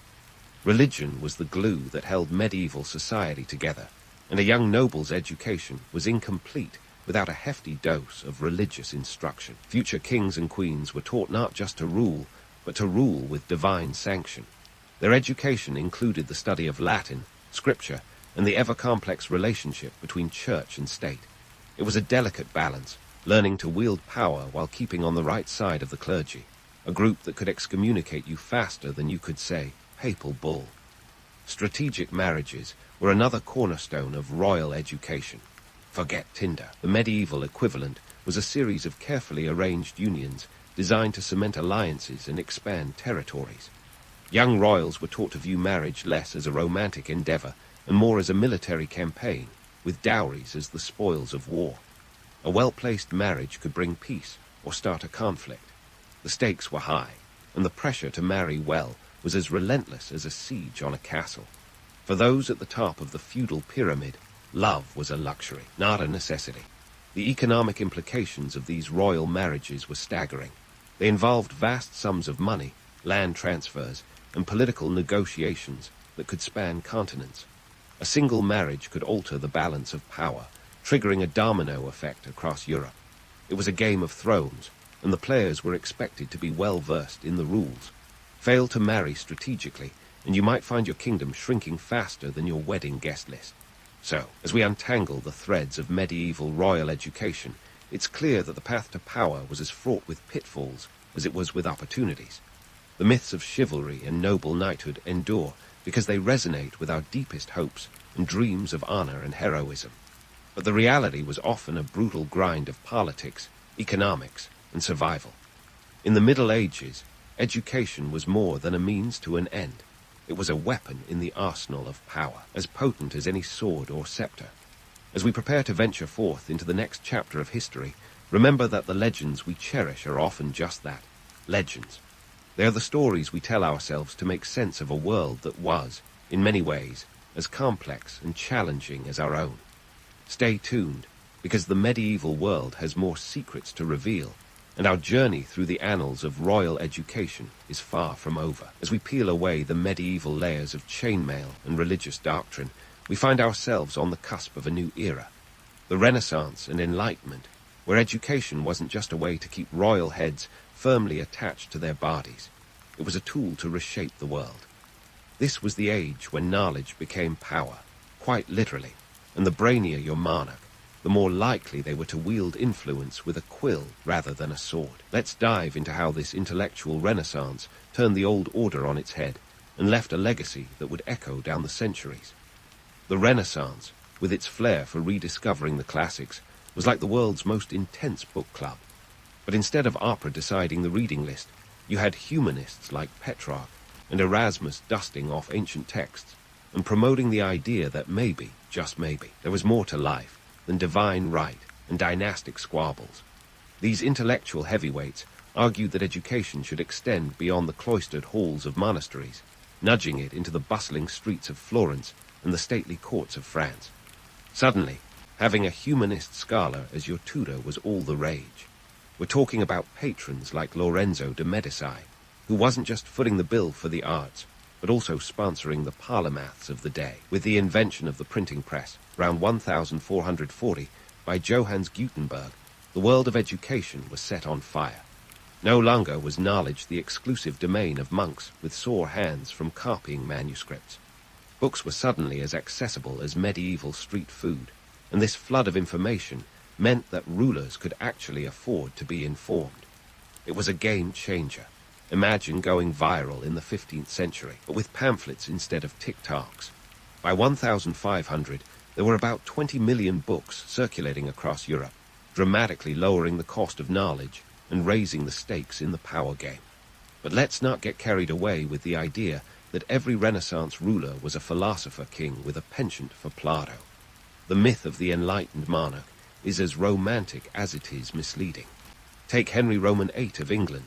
Sure, could quote scripture and wrote a mean polemic against Martin Luther, but his educational pursuits didn't exactly prevent him from lopping off a few heads, including a couple of wives. His reign was a testament to the fact that a robust education doesn't necessarily equate to enlightened rule. In fact, it often just made him a more convincing tyrant. As the Renaissance gave way to the Enlightenment, education became an even sharper tool in the political arsenal. The scientific revolution, kick-started by luminaries like Copernicus and Galileo, shifted focus from religious dogma to empirical evidence. Monarchs started funding academies and societies to foster scientific inquiry, recognizing that scientific advancement could translate into economic and military strength.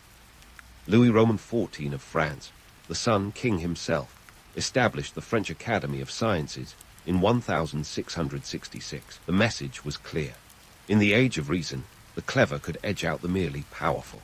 But here's where the myth-busting comes in. Despite the lofty ideals of the Enlightenment, education often reinforced existing power structures more than it dismantled them. Take the case of Catherine the Great of Russia, a ruler who is often lauded for her enlightened reforms, yet she maintained an iron grip on serfdom, ensuring the peasants remained as unenlightened as possible. Her reign was a masterclass in the selective application of Enlightenment principles.